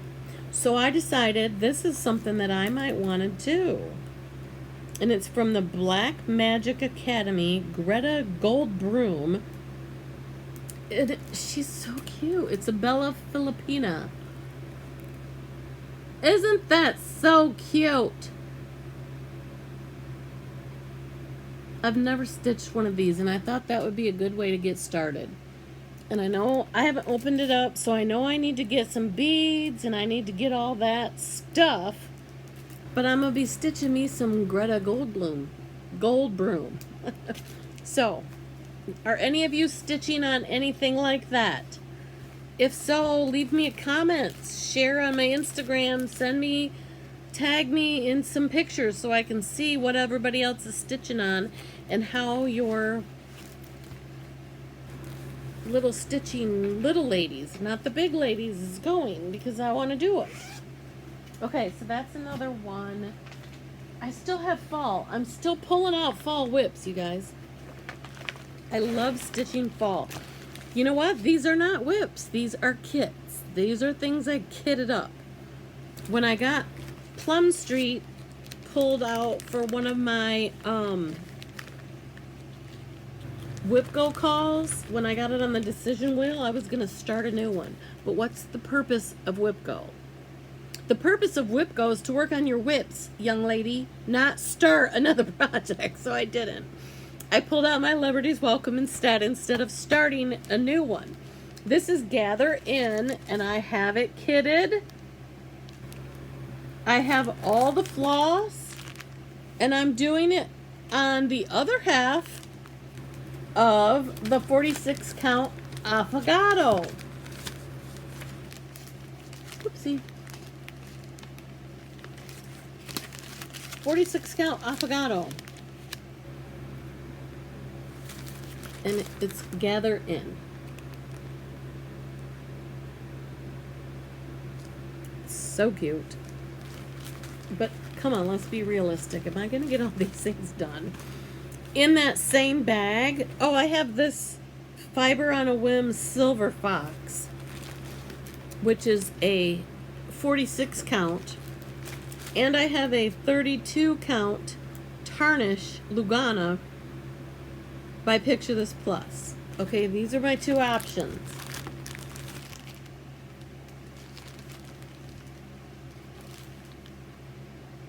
This one's kind of greenish, this one's kind of more bluish.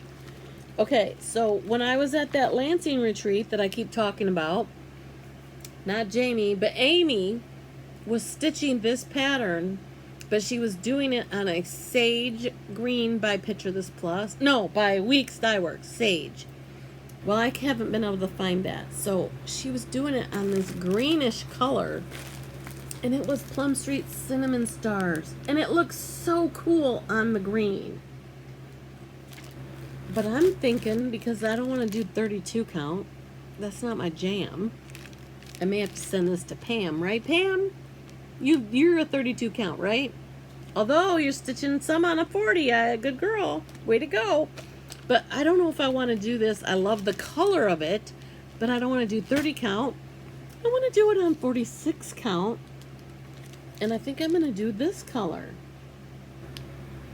If all those browns will show up, let me pull the fabric, or pull the, I've got all the floss on both of these. I have all the floss.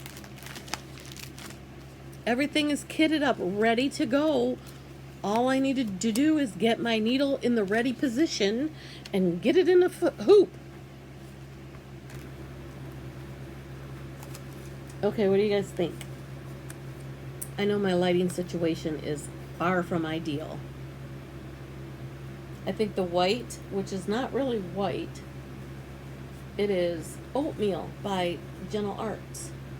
Don't you think that's going to show up? And the white is part of the two outside parts of the house. And it's got a lot of like fieldstone in it, so it won't be just all white like an all big white house. What do you think? Put the comments below, yes or no to the Silver Fox. Is that what I said it was? Silver Fox. Yes or no to Silver Fox for cinnamon stars. I think it'll look good. I wanted the greenish of the Picture This Plus tarnish, but I don't have that. In that little bucket of goodness that I showed you, I don't have that. So I'm going to use what I have, because you know what? I think I bought enough. I need to stitch my stash, right, Alicia? And Jessica, Sweetwater Stitcher, they started a Facebook group called Stitch Your Stash SYS 2023. And I need to do that. Stitch what I got, right? So, those are two other fall items that I'm just kind of wanting to stitch. Because who doesn't want to stitch all this fall stuff? Alright. We're getting down to the end of the fall. What do we have here? Oh. You know how I pulled out the Farmhouse Christmas? Well, guess what? Can you guess what I'm going to say? What do these colors say? That's right. This is my Little House Needlework Fall on a Farm. Again, I have the whole series. Again, is that number 1? Chart number 2. Where do I have number 1? 9, 8, 7, 6. Well, 6 was numbered wrong. There it is, number 1. This is chart number 1. But I don't know if you guys have seen it, but Miss Vanna Pfeiffer, the Twisted Stitcher, you have to go follow her if you don't. Watch her finishing videos. Punch Needle and Primitive Stitcher magazine. She always has a very full spread, multiple pages, beautiful colors, step-by-step instructions on how to finish.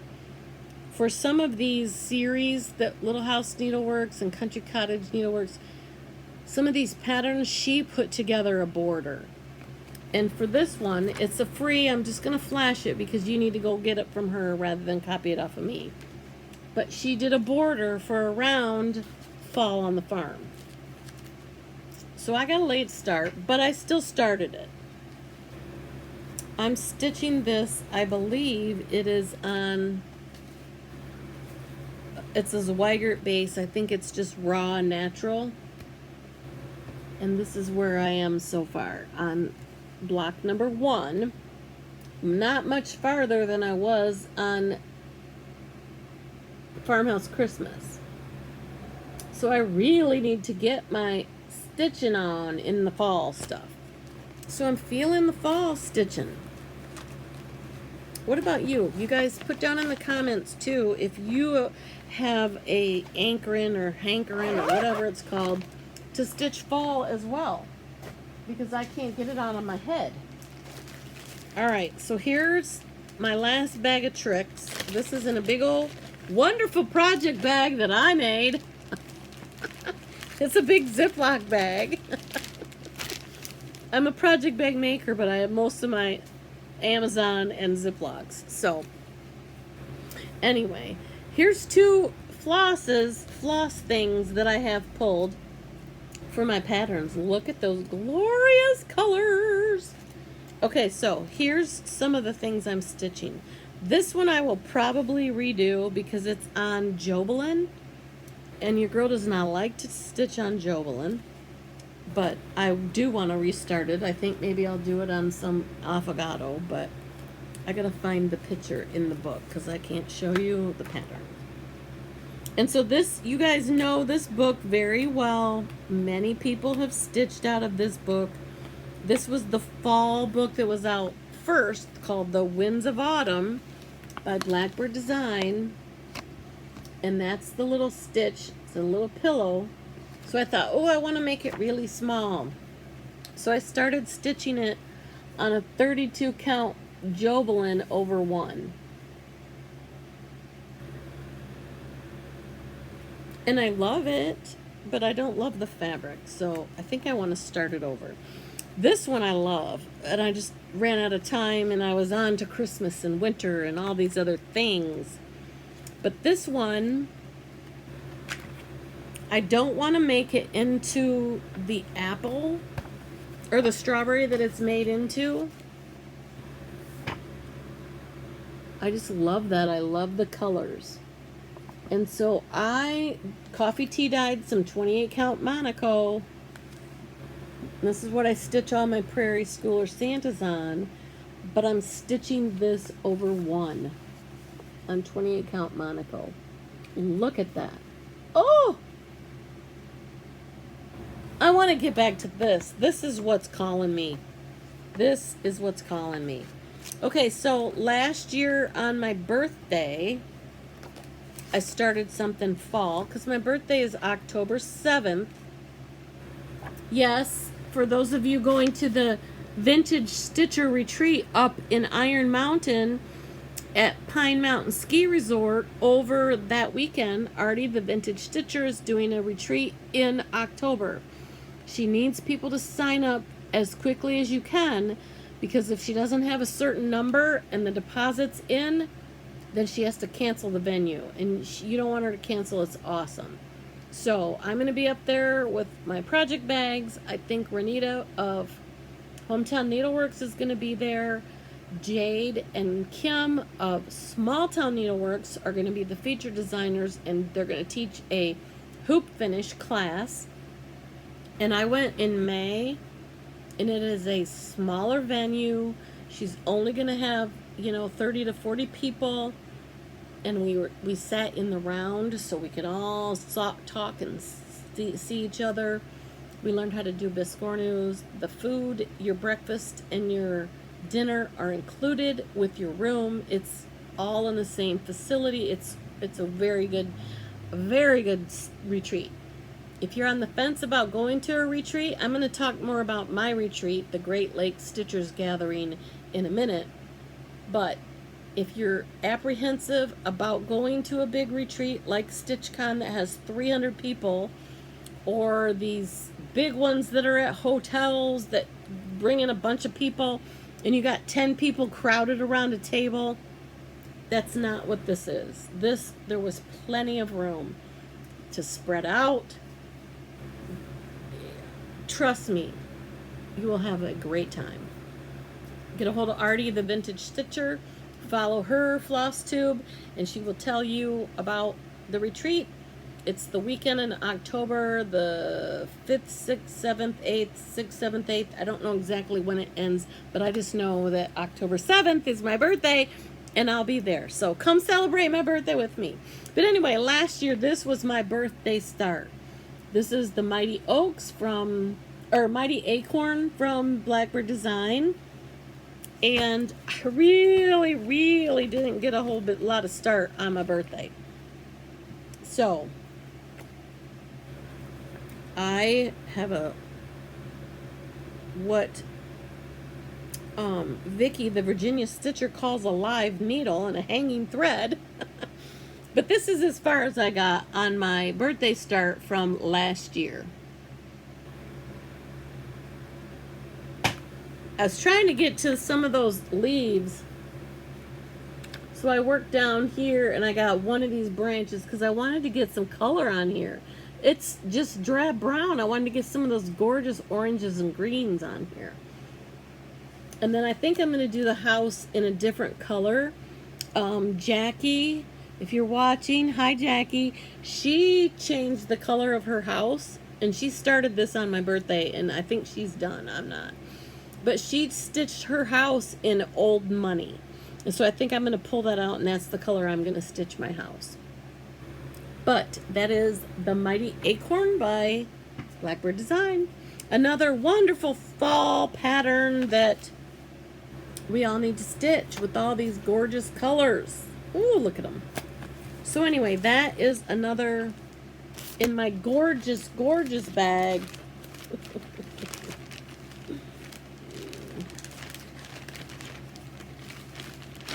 Okay. Hold please while I shove this all in here. Okay, so that's all my fall goodies. But you know how I'm stitching on the farmhouse Christmas? It's Christmas in July. So I had to pull a few Christmas patterns too. Couldn't leave out Christmas.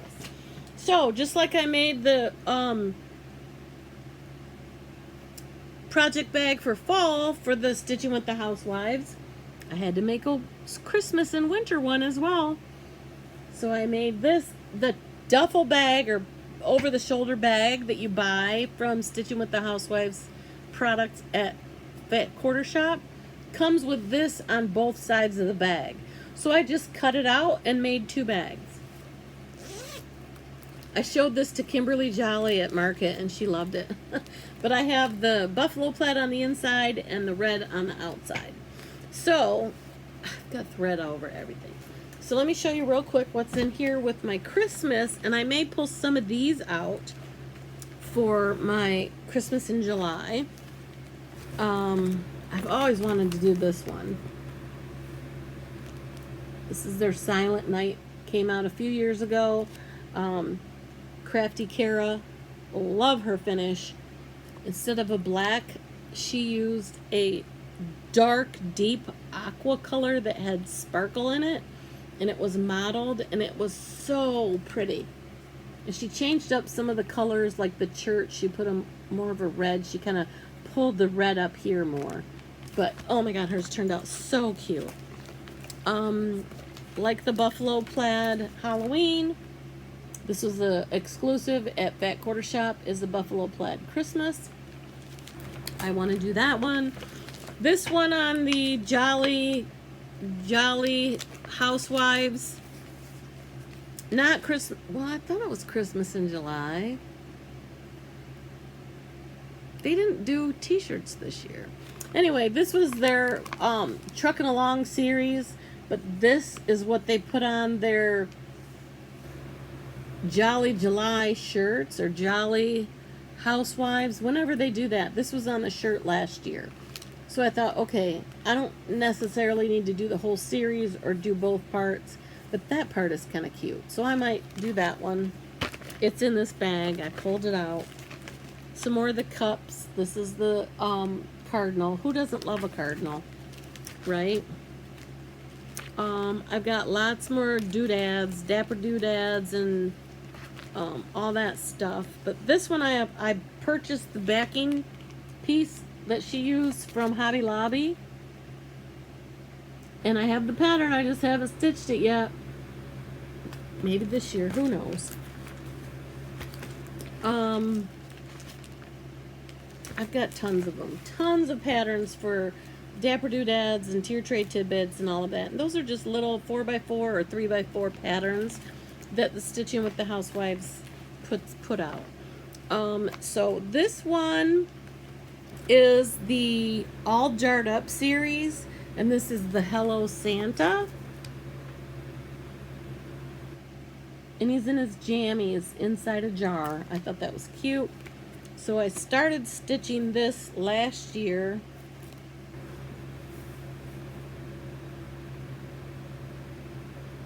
And I got a little ways to go. That light situation is kind of... And I stitched this again on the 28 count Monaco that I dye, that I'm going to do a tutorial about. And I keep telling you guys that, and I haven't done it yet. But I might dye some more of this fabric and have it on my Etsy shop maybe. So every time I go to any of the places that you can get the 28 count Monaco, I buy it. When it's on sale or with my discount, I get it. So I'm going to dye a whole bunch of it. So that's that one. So I'd like to get back to that and get that one done for this Christmas. And then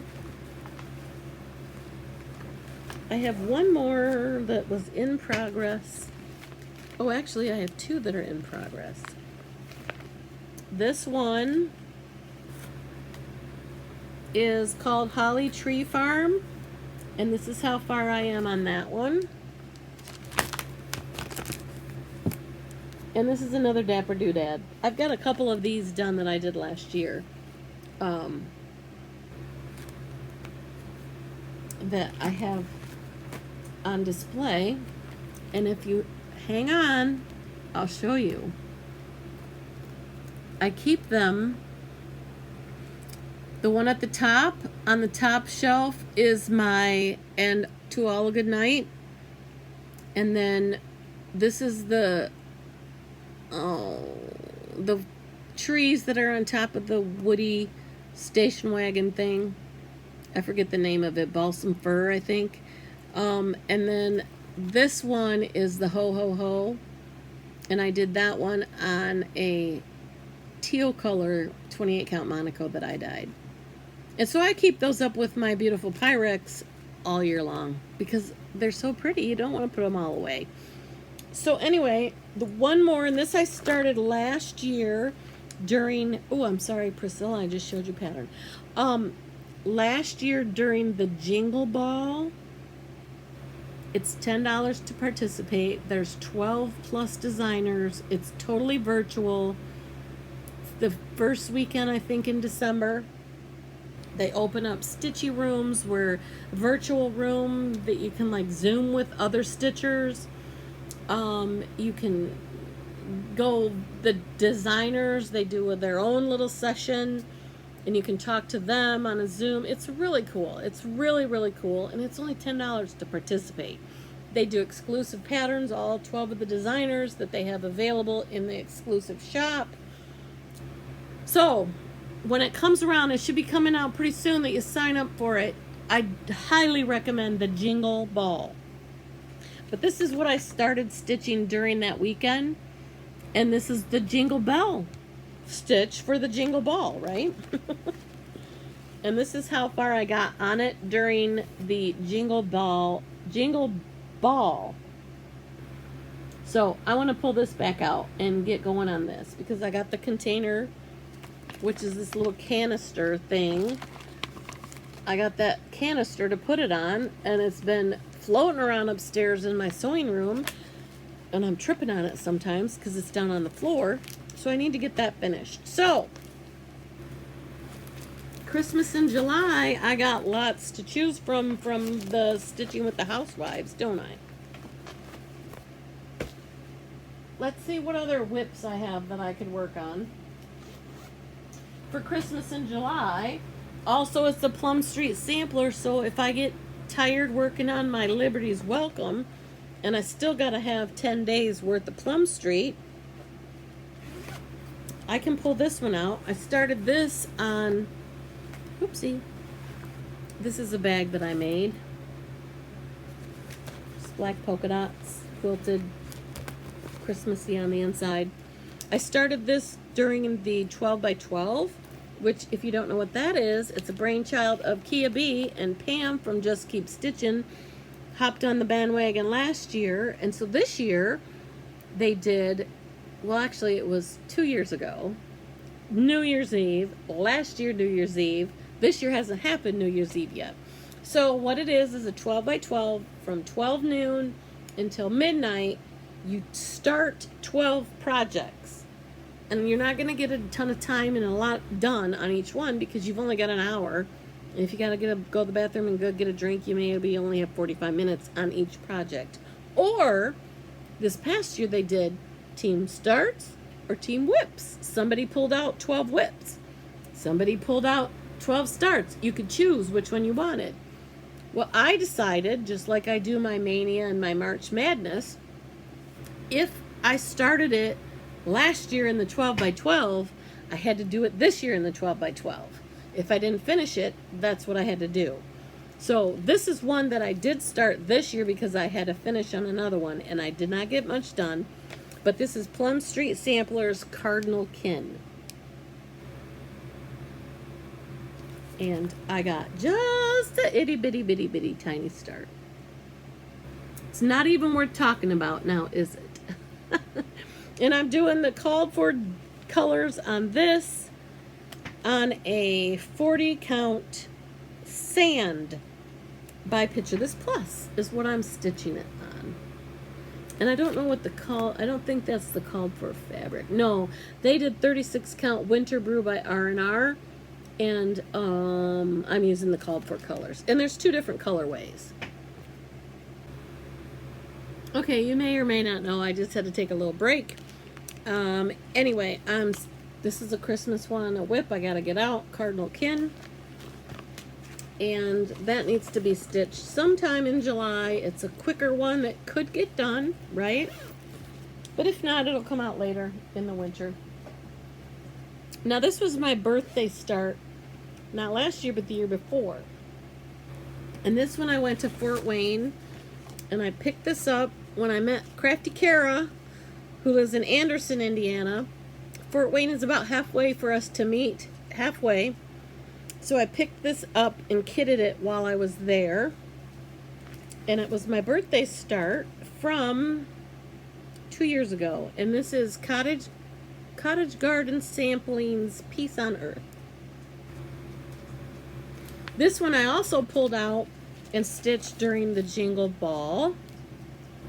And I got quite a bit of the house done during the Jingle Ball. So I just really need to get going on it again, because most of the hard work is done. After that, well, maybe not. Half of it's done. I'll have the whole other side with the bird and the big flowers to do.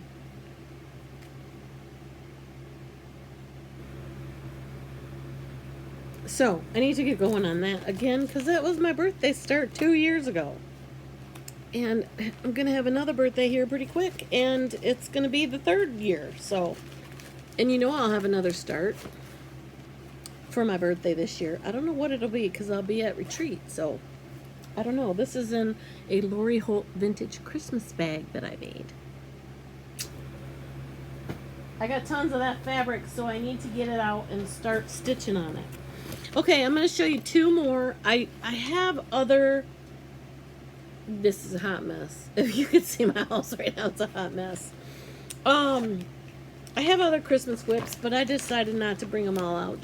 I just picked the ones I could get, and we're in the one bin.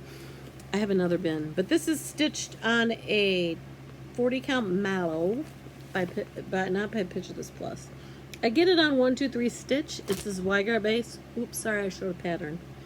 This is my girl Diane from Silver Creek Samplers. Hi Diane, I don't know if you watch my Flosstubes, but hello. I cannot wait to stitch with you. Diane and her husband Clinton are coming to the Great Lakes Stitchers Gathering Retreat the weekend after Labor Day on the beautiful shores of Lake Huron, which is my retreat that I'll talk about in a minute. Diane and her husband Clinton, who is a stitcher, they're going to be attendees, and so is Teresa Kogan. Hi, Teresa. Teresa and her friend Donna Fidawa and another friend of theirs, they're all going to come as well as attendees. Chrissy, finally a farm girl. Hi, Chrissy. She is our featured designer, and Chrissy and I don't know why I'm talking about the retreat now, okay? There are still spots available if you want to attend the retreat. Please go to my website, swgstitchinganddesigns.com. There's the form that you fill out to register. We would love to have you. We're not in any danger of canceling. We're having this retreat. We've got plenty of room if people want to come, but the people who have committed and have paid invoices, the second invoices that are going out, we're going to have a great time. And I can give you a sneak peek of something. I'm not going to show you the designs. I'm not going to do that kind of a sneak peek. They're exclusive designs at the retreat. Chrissy has shared them with me, and I am so excited. Some of the swag bag items that we're getting to go in the swag bags, I'm so excited. I want you to be excited, and I want you to come and enjoy it. So I'm going to give you a really quick sneak peek, because we're going to put kits together that you're going to get when you get there. And this is all I'm going to say. I'm just going to show this to you. That's all I'm going to show you. Okay, that's your sneak peek. If you want to know more or see more, sign up for the retreat. It is all inclusive. I will pay for all your meals. Well, I won't pay for it, but your cost of attendance includes all your meals, all your lodging. All you have to do is get there. It is, again, September 8th, 9th, and 10th. Registration starts at 8 a.m. on Friday the 8th, and the Stitchy Room opens at 9 a.m. If you want to come in the night before, on the evening of September 7th, which is that Thursday night, there's an additional $50. However, the entire retreat, if you come at Friday to Sunday, is only $450. That includes all your lodging, all your meals, snacks, everything. Come enjoy a Stitchy time on the shores of Lake Huron in September. Reach out if you have any questions. We would love to have you. So, that's my plug for my retreat. Chrissy is so excited. She's over the moon excited. This is her first retreat as a designer, and she's got so many things planned, and the presentation, she's just, please come and join us. It'll be so fun. So anyway, Diane, back to Diane from Silver Creek Samplers. This is a pattern that she had out a couple years ago. I don't know when it came out. I don't see a date on it right now. I don't see a date on it, but it is called My Christmas List. So many people have stitched this. Lori Holt and Kimberly Jolly, they just stitched it together. They changed the colors around a little bit. But I started this on a 40 count mallow, which is this Weigert base that I get from 123 Stitch. And this is where I am. It's so cute. And I think I'm using called for colors. I believe I am. And I think I'm going to bring this to stitch with me at the Great Lakes Stitchers Gathering, because it would be nice to sit and chat with the designer of the project while you're stitching on the project, right? So I might be stitching on all my Teresa Kogut's and my Silver Creek Samplers while I'm there. So come join us. It'll be so much fun. So that's that one. What did I do with my lovely project bag for that?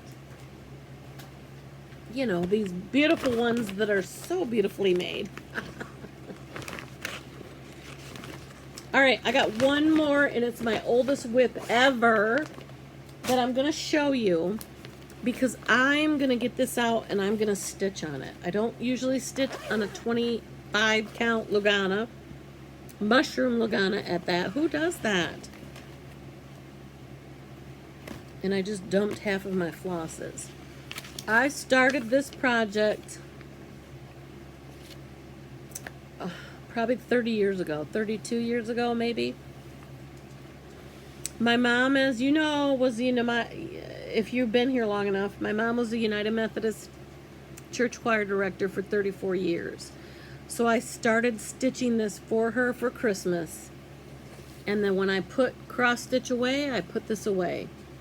But this is the cooler design Heirloom stocking. This was in the July, August 91 Cross Stitch and Country Craft magazine. This is where all these were premiered. There's a book that was published in the late 80s, early 90s called Heirloom Christmas Stockings that you can get, that right now it's selling for who knows what on eBay. You can't find it. But you can get these patterns now. Cooler Design gave the rights to 123 Stitch. So you can order these stocking patterns from 123 Stitch now. So this one is the one that I started for my mom. It's the Music Room. I love it. I loved back in the day when I learned how to stitch on 14 count Monaco, or no, 14 count Ada, you use 3 strands. So I didn't know any better. When I started this stocking, I thought, okay, I'll use 3 strands. So I'm stitching this on a 25 count Lugana, and I'm stitching it over, let me see, it's been a minute.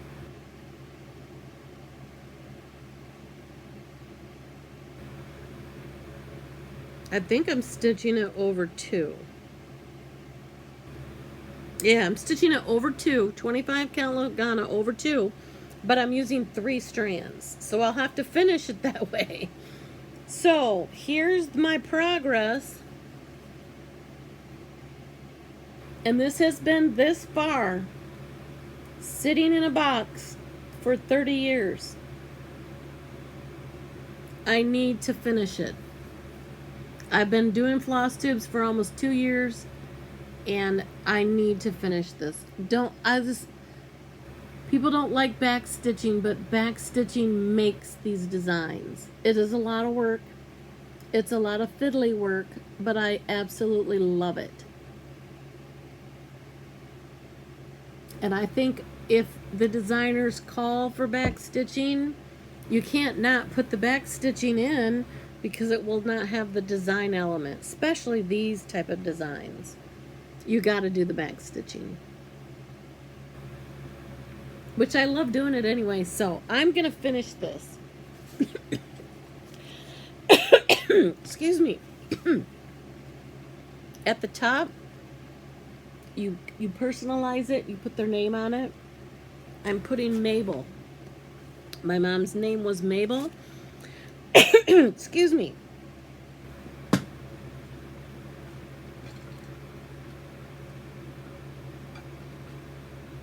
Oh, I got a tickle in my throat.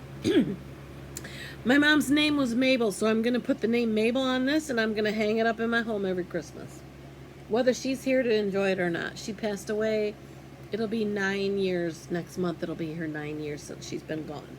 So, back in the day, these magazines came to my house. This one doesn't say my name on it. It says somebody else's, but I know I have them. But I think this one I might not have, and I picked this one up last year on the freebie table at Stitchcon. And it is the Stitcher's Room, I think. So there's a Singer sewing machine.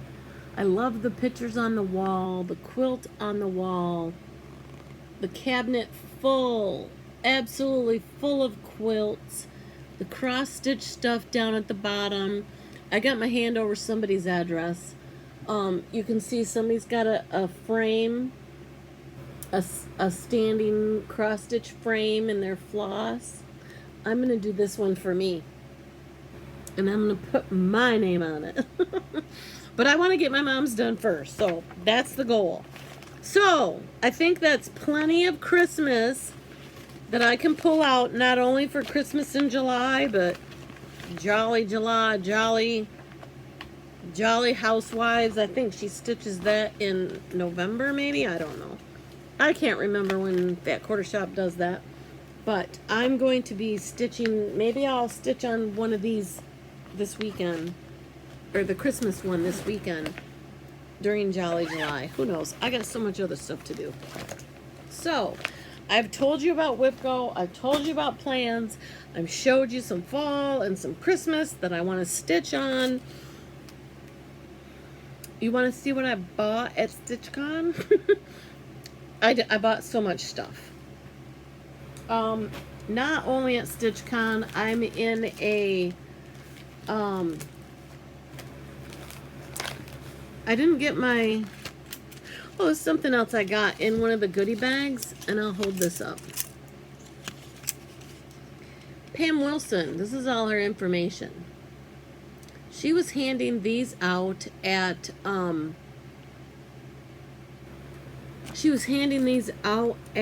Stitchcon. And if you bobbinate your thread, it's really cool. But these were made on a 3D printer. How cool is that? I think it's so cool what you can do with the 3D printer.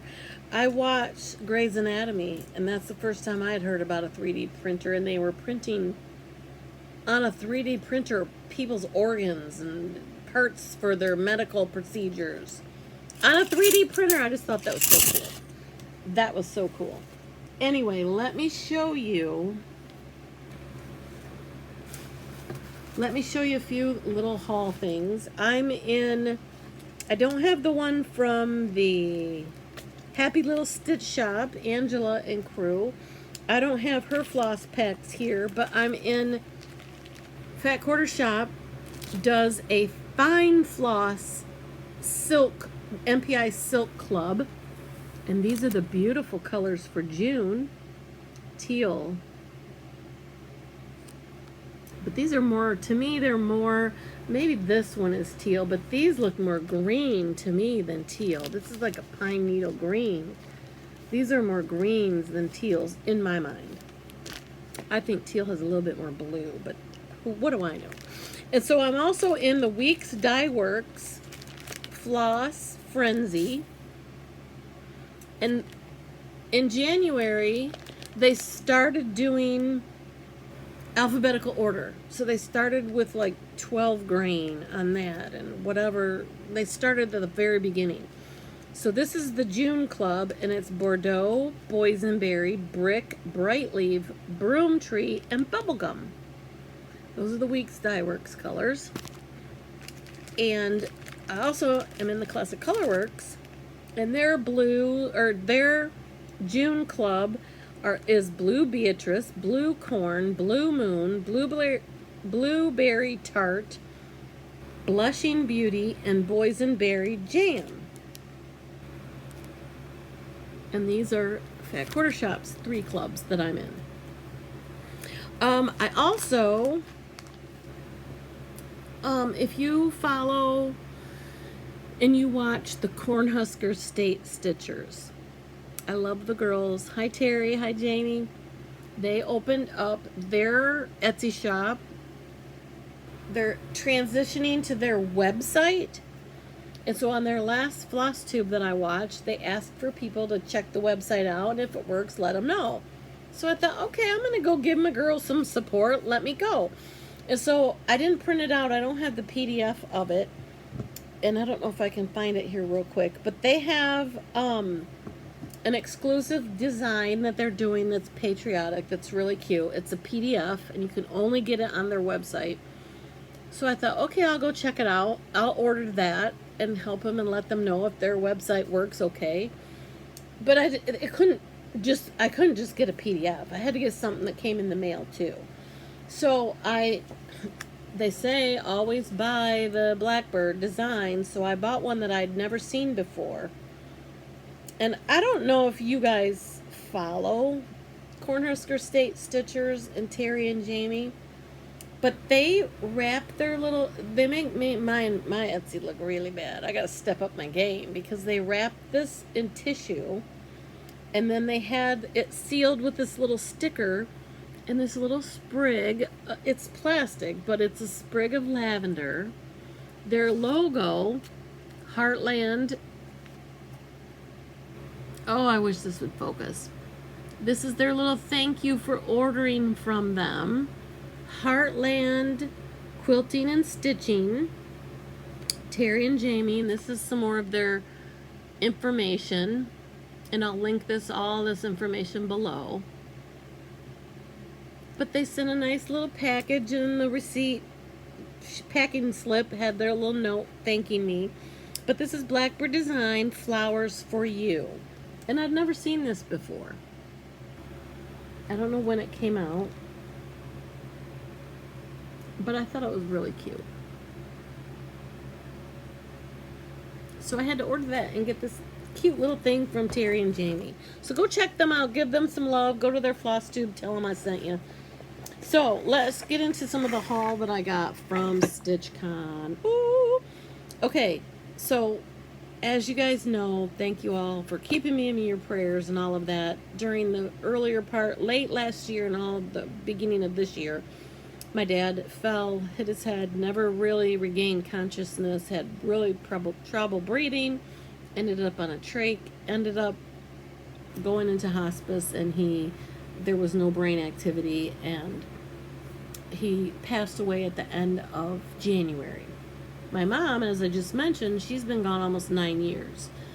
So when I saw this pattern, I knew I had to do it for my parents. And I don't know if you believe this or not, but they say if you see a cardinal, it's loved ones who have passed coming and saying hello. So when I saw this pattern, I'm like, yes, ma'am, I'm doing that. So I bought this at Keepsakes. And so then I had Susan and another one of the gals there, and I forget which gal it was, helping me pick fabric. So I also then got a piece of fabric, and this is a Seraphim Jack Frost 46 count linen, and it's the very palest shade of blue. And I'm going to stitch this very pale light shade of blue. I'm going to stitch those beautiful cardinals and basket and greenery on it. And this is washing it out. It's really a light shade of blue. You can't even tell that it's blue, but trust me, it's blue. So that's that. Who knows when I'm going to start it or when I'm going to start stitching it. As you know, I got tons of other stuff to stitch, but now I can really stitch from stash because I got a lot in my stash. This is when I showed you that Thanksgiving one before by Diana Arthurs. I think I'm going to do this one instead first. This one is really cool. And again, if you don't like back stitching, this may not be a pattern for you. Because look at all these corn kernels. They just wouldn't be the same if you didn't back stitch. These leaves, the detail in the pumpkins, this leaf, these letters, these motifs, these leaves, it's all back stitched. If you don't like back stitching, I don't think it's a pattern for you, but I love it. So I'm going to stitch this on a piece that I also got. I think this is what, well, I got several pieces. Let me show you. This is a 40 count Atomic Ranch Vanilla Cream. Just a beautiful creamy color, not too mottled. So I think I might, this lighting is washing it out totally. But I might do that. This is more yellowish cream. This is more of a white cream. So I don't know. Here's another option. This is Fiber on a Whim Cream and Sugar, 46 count. I love this. I love this one. Then it will make it smaller. Maybe it's that one I'll do. Oh, I wish the lighting would cooperate with the stupid computer or iPad. Anyway, maybe I'll do that one. That's really pretty. And then I also have, what did I say that was? Cream and sugar. Well, when you have cream and sugar, you gotta have milk and honey, right? This is a 46 count milk and honey. Oh my gosh, and it's washing it right out. This one is dark, or maybe that one will be a good one on there. Oh, maybe that one. I don't know. That would be cute because it's 46 count and it'll be smaller. So maybe I'll do that one. But we'll see. That's another fall one that I really want to do. And I got lots of choices. Okay, next up. And this is not like me to stitch on 32 count, but I'm gonna do it. I'm gonna do it, and you're gonna see why in a minute. Let me get this stuff out of this box. When you see the design, you're gonna see why. I might paint this white because this looks like a little picket fence, and it's just a little square box, right? I don't know what it's made out of. Maple. It's just a cute little box. It wasn't really a theme, but if you've seen all the pictures from Stitchcon, I'll put some at the end. There were bikes that were the backdrops in the photo op places, and it said adventure awaits. Well, Sue Hillis designed a pattern, Stitchcon 2023 adventure awaits. And when you saw the finish, it was so adorable, and it was finished inside this box. So I had to buy the Lady Dot Creates sizzle chenille that goes around the outside of it when it goes down in this box. And I want to do mine on a blue that looks like the sky. And the reason I have to do 32 count is because it has to fit in that box. If I do 46 like I love to stitch on, it's going to be too big, too small. So, and again, this is going to get blown out. But this is modeled. Oh, you can't even tell. It's blue, a light blue color that has white, and it looks like the sky. So I'm going to stitch that on this really light blue modeled. It's heavily modeled. Has a lot more white than it does blue, and I wish you could see it. Oh, maybe. Oh, see down in there? You can see a little bit. It's blue, and it's got white for the clouds. Maybe you can see if I... Anyway, you get the point. So that's going to go inside there with that beautiful red bike stitched on it. It's going to be really cool. So then I thought, okay, that's gorgeous. But then I walked a little bit further around in the annex. And see, when you go to Stitchcon, Stitchcon starts Thursday morning. So Thursday evening, you get to go in the annex, but you can't buy anything. There's no prices on anything. There's nothing. It's set up so you can look, see pretty, but you can't stitch any, or you can't buy anything. So I immediately saw that one, and I knew I had to get that one. But then I saw the winter one, and the winter one is even more beautiful. So snowmen made to order. So I thought, oh, that wintry finish, that's beautiful. I need it on a wintry type fabric. Again, I want to use the same box. I want to pop it in and out when the seasons change. So I got a 32 count linen called Evan by Grace Notes Fabrics. And it's not, oh, that shows you a little bit better. That looks like a wintry day to me.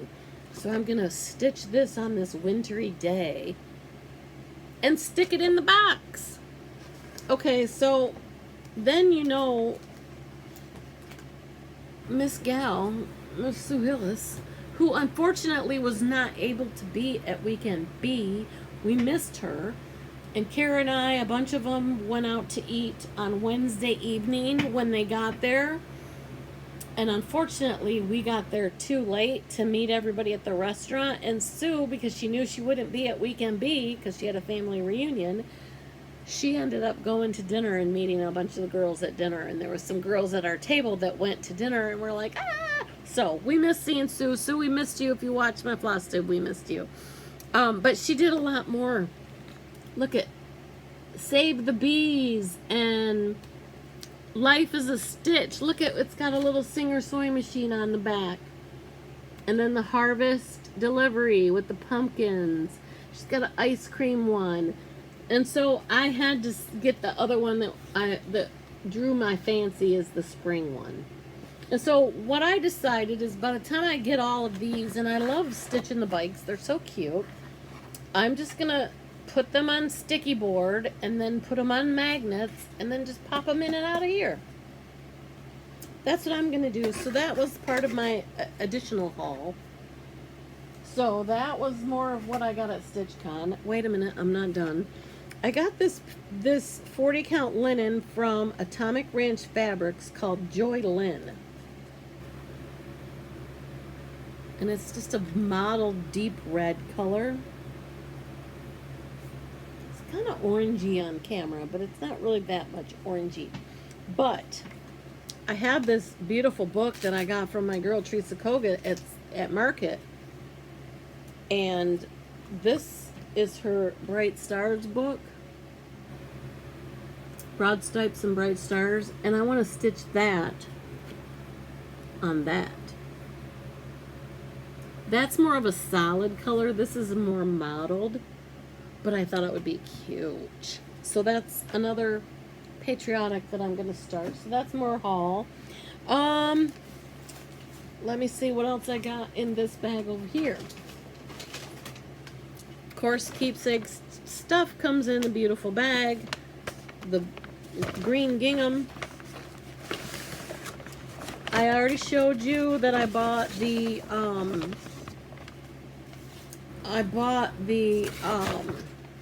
Courage sampler, the Pam's Survival Sal. I bought that, and then I had to buy a bunch of other stuff. So if you purchase a certain amount of stuff at the shop, not at the annex, but at Keepsakes, they were giving away this book by Artist Design, and it's Charting My Needle Art Legacy, a guided needlework journal, an inventory notebook for heirloom stitching pieces after I pass away. So my kids can't burn it. This is a journal. I think this is a great idea. And you just answer questions, and it talks about why, what got you started into needlework, what's your favorite, what inspires you to create, what is your first memory seeing a needle and thread, what is your favorite color palette. There's just a bunch of prompts on the top of several pages.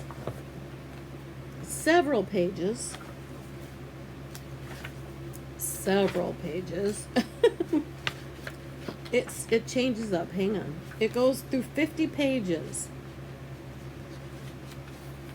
51 pages, 52 pages of asking you various questions for you to fill out and just write down. And it's like it says, it's a legacy, so that your kids, when they pick up this pattern, they can know, what was my mom thinking? Why was she stitching this or whatever? I have a box that my mom had, and it's a trunk that they had when they moved overseas. My dad was in the military, and they moved overseas to, military bases. So he has this wooden trunk. And there's a bunch of things she saved in there. Why? What's the significance of it? What does it mean? Should we just get rid of it or take it to Goodwill? Or does it mean something? What they do with it after they know what it means, I don't know, but I'm going to put it in here so my kids know what it means, my stitching. So then there's a bunch of pages that then you fill out about the projects. And then you can put, I have my little HP sprocket. You can put those little sticker pictures in here. That's a 2x4 picture. And you write down the information of your projects. And it says the title, the needlework location, the date, the type of needlework. And it says, I would like this piece of needlework to go to the following person, guild, or group, or organization after I pass away. And then it says name, organization, street address, city, phone number, email address, website, social media name, and you put a photo of it in there. And that's, the little tiered tray tidbit from Priscilla and Chelsea, you're probably not going to want something like this. But all these samplers that I'm doing now, and all these Blackbird designs, and these bigger more in-depth stitching. They're like legacy pieces. My Freedom Ring and my One Nation is going to have one of these, and it's going to say to my son, Bradley Richard John, you know what I mean? So this book, and it has several pages after that, of that, who's going to get what. And it goes to page 97.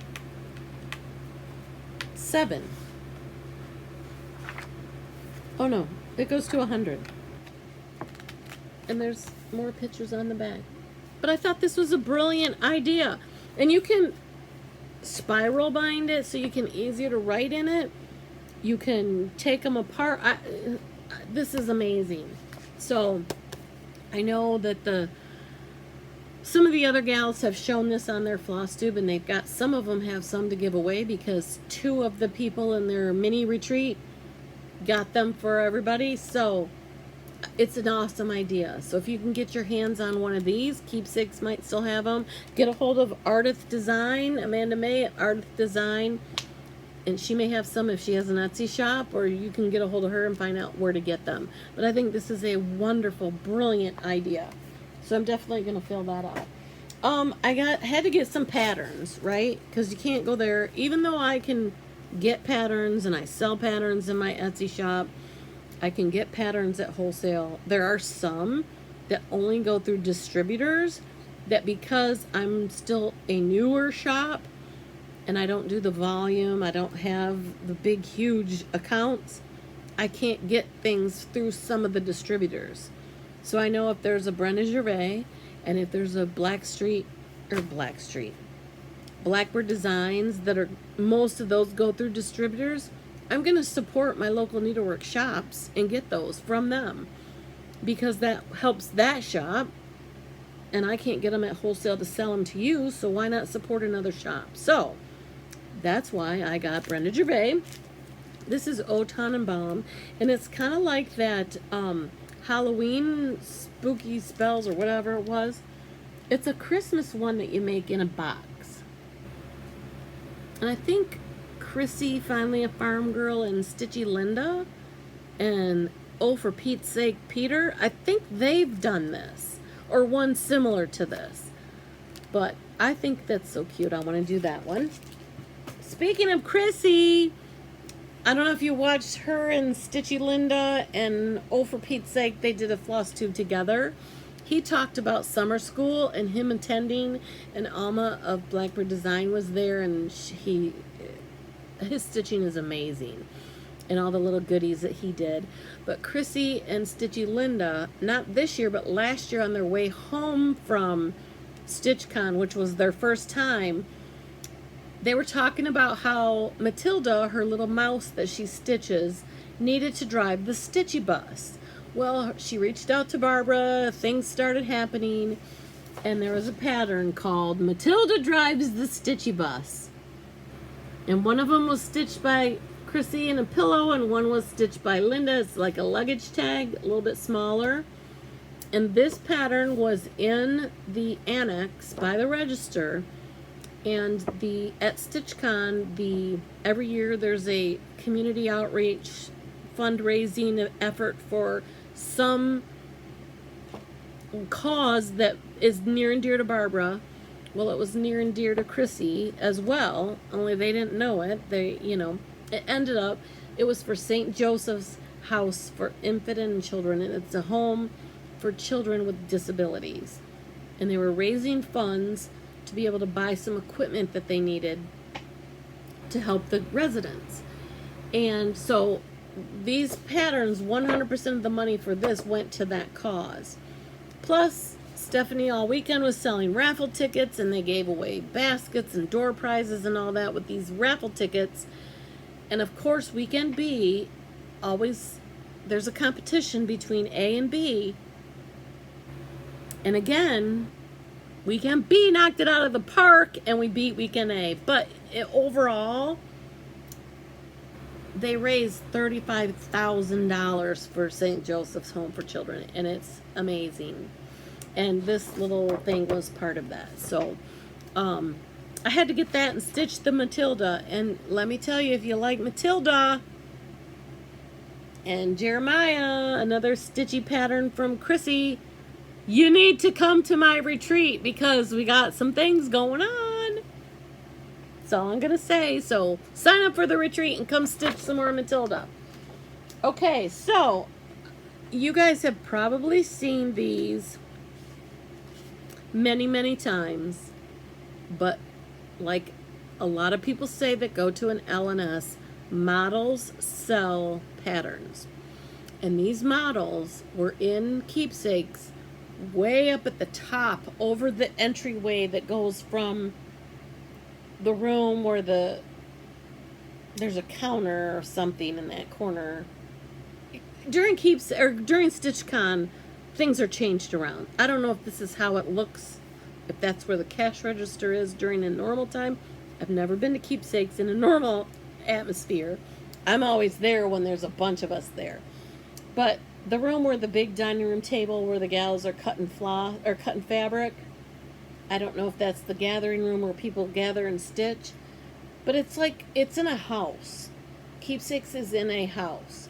So it's like what the dining room is. And this is over the dining room that looks out into what would have been like a living room, the front of the house.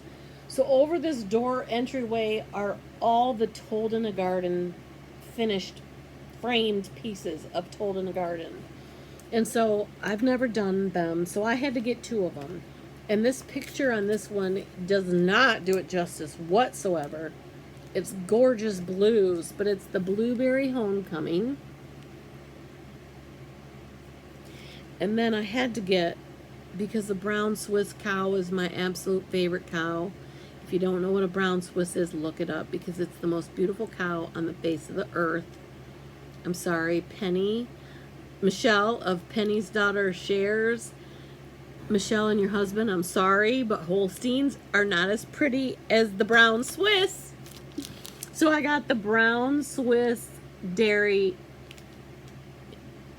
IND. What does that say? IND. Whatever. It's the brown Swiss dairy. Isn't that cool? The little rooster and the quilt and the little chickens and the little boy fishing. So I gotta stitch that. So I got those. I've never had these. These were all out way back when. I don't know if it has any dates on them.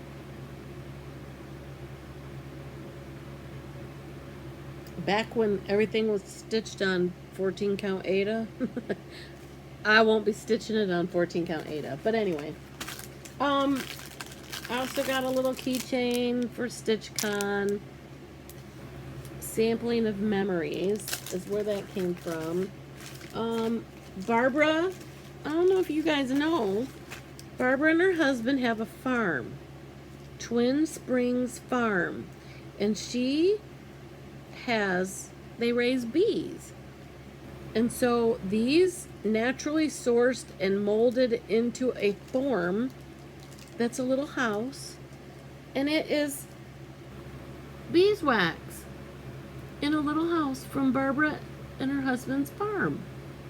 Now, I don't know about you guys, but when I stitch, I use beeswax all the time. Every thread, I run it through the beeswax. It smells so good.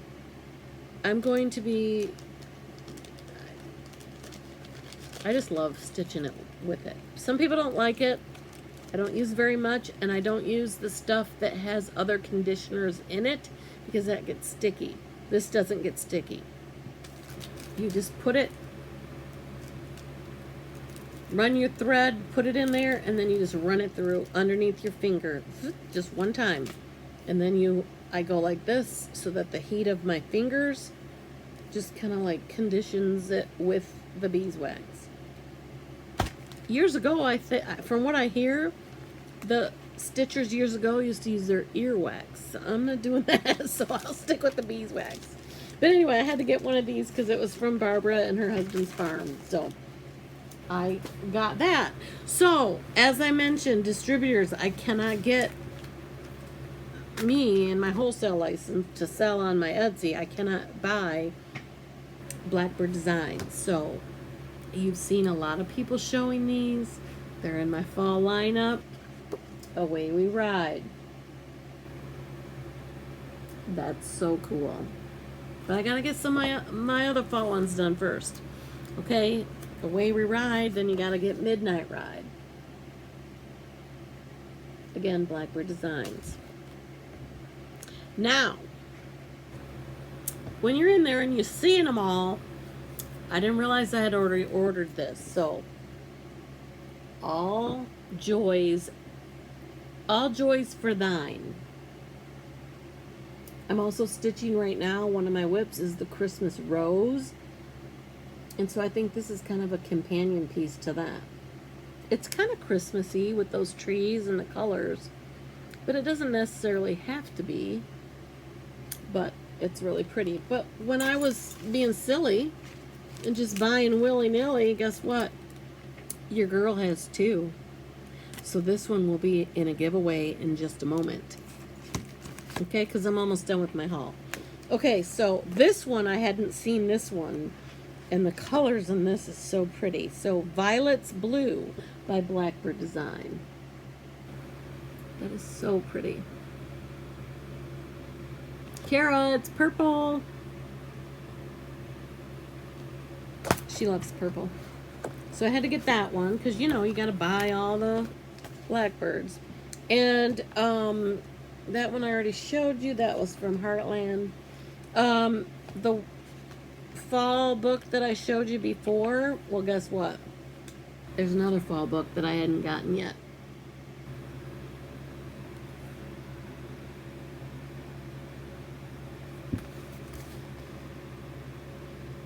So beautiful. So I got some more of these Blackbirds because, like they say, buy all the Blackbirds. Okay, couple more things. I promise you. Then we'll do giveaways, and then I'll be done because we're getting almost to 3 hours again, and you know you guys are sick of seeing me. Teresa Kogut, hi Teresa. Patreon, if you're not in it, why? It's the maximum tier 4 when you get all the good stuff and the mystery style and the 3 or 4 patterns a year and coloring pages and all this secret shop codes. It's only $20 a month. Come on, 20 bucks a month. It's worth it. Go support my girl Teresa. So 2 of the ones that I printed out that were the Patreon designs for July. Dear Santa and Dancer's Friends. And these are kind of relatively small. Joann's had all their DMC on sale. So I took these and I got some DMC to go with it. I was on a quilt shop. A feed came up in my feed on Instagram, and I think I bought some fabric from them before, so they're in my emails. That's what it is. And they had all their quilt books at 50% off. What? You know I love quilting. I did this one, but I don't have time to quilt. But you got to get all the books, right? Especially when they're 50% off. This is Bonnie and Camille Quilt Bee. This was out, when I started stitching like in 2020. And so this is all the quilt patterns. Oh my God, it's so beautiful. But if you guys, and this was by, is this Riley Blake or Moda? I don't remember if it's Riley Blake or Moda or their own. Thimble Blossom. Thimble Blossom. Anyway, I don't know if you guys know, this had a cross-stitch pattern, cross-stitch design in the back of this book as well. And it's Shine On cross-stitch. And I just love those colors. They're so pretty. And I never jumped on that bandwagon when everybody else was doing it. But I thought, okay, I can get the book. I would love to finish that. She has it. She's holding it. I would love to do that. This is stitched in Cosmo threads. Never used the Cosmo threads before. But I'd love to have that hanging on my quilt room wall or something. That'd be kind of cool. And this book at 50% off is well worth it. There's 32 scrappy quilts in here, and it's The Scrappiness is Happiness by Lori Holt. I had to get this. It was 50% off. There's so many cute things in here that I'm gonna do. Okay. The last thing that I got is not stitchy related, but I kind of made it stitchy related. I was at the mall and I went into Barnes and Noble and I saw this book, and it's Prayer Journal for Women, a 52-week scripture devotional guided prayer journal. And some of you that follow my Instagram saw my post on this. I started this July 1st, and I'm going to do it. And you know, you don't have to always start something on January 1st to create a new habit and to do something that's good for your soul. So I said, why wait till January 1st to do it? I'm starting it on July 1st. So what this book does, it's a journal, it's a prayer journal, and there's 4 sections. One is scripture, one is to reflect, one is to journal, and one is to document answered prayers.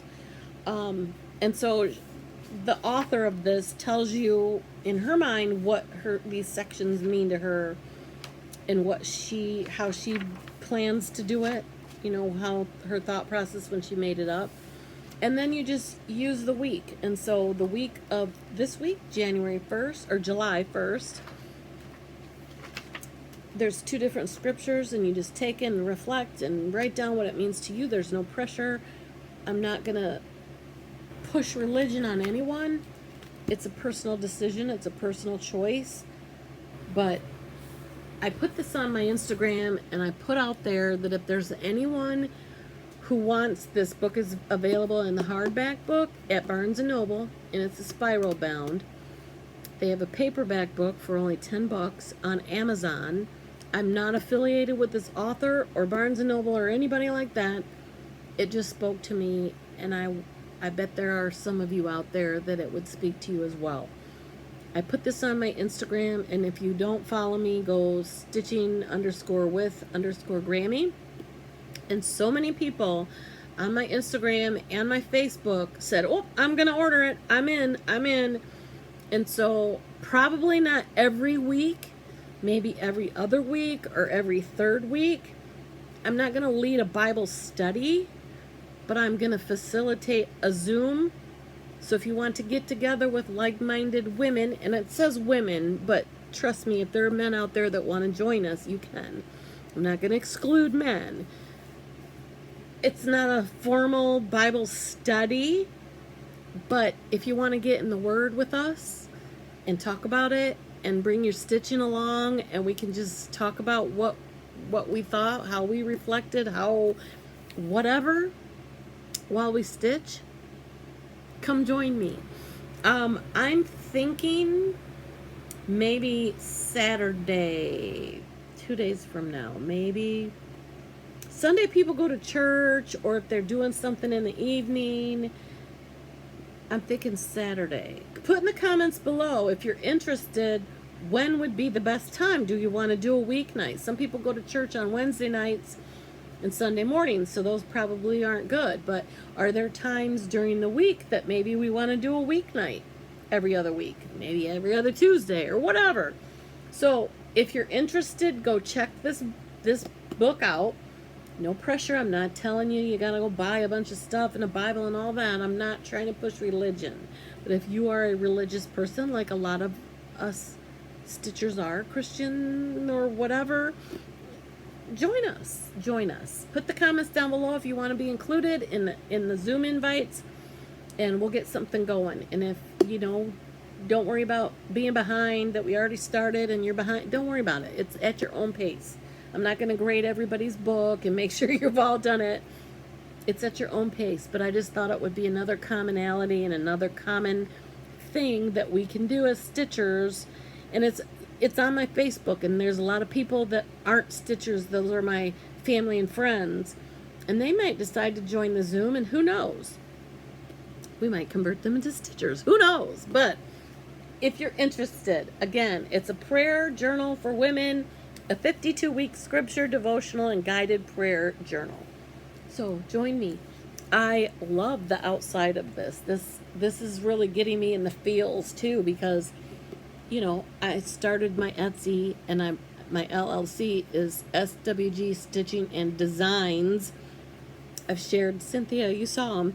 I've shared some of the drawings and the sketches that I've done that I would love to bring out in patterns, cross-stitch patterns, and it's right up this alley, right, Cynthia? You saw it. So this really grabbed me in the feels. So I'd love to have you join me. Put a comment below if you want me to get you involved and get you in our Zoom calls that we have every other week or every third week. So now I already talked about the retreats. The only thing left are the giveaways. Last week, if you remember, well, not last week, but last episode 18, it was not that long ago, but it wasn't a week ago. If you remember, I had 4 things that I'm giving away. And let me quickly pull up my winners. Winner, chicken dinner. Do you guys remember what the giveaways were? Let me get the pictures lined up of my winners. Okay, so the first one was this cute little project bag I made that has cute sloths. It's purple, and the back has spiders. The keyword was spider. So we had 21 people that said the word spider, and of those 21 people, our winner is Debbie K. Oh, this picture. Debbie K, you are the winner of this project bag. So, in the comments below, stitchingwithgrammy@gmail.com. Please, not the comments, the description below my email, stitchingwithgrammy@gmail.com. Send me your address so I can get this out to you in the mail. Okay, the next bag that I gave away was this coffee bag. Cute project bag with coffee theme. There were 26 people who said the word coffee, and the winner is Debbie Sisk. Debbie Sisk. Oh my gosh, this camera does not want to focus.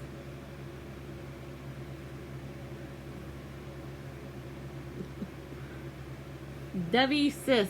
It's there, I promise.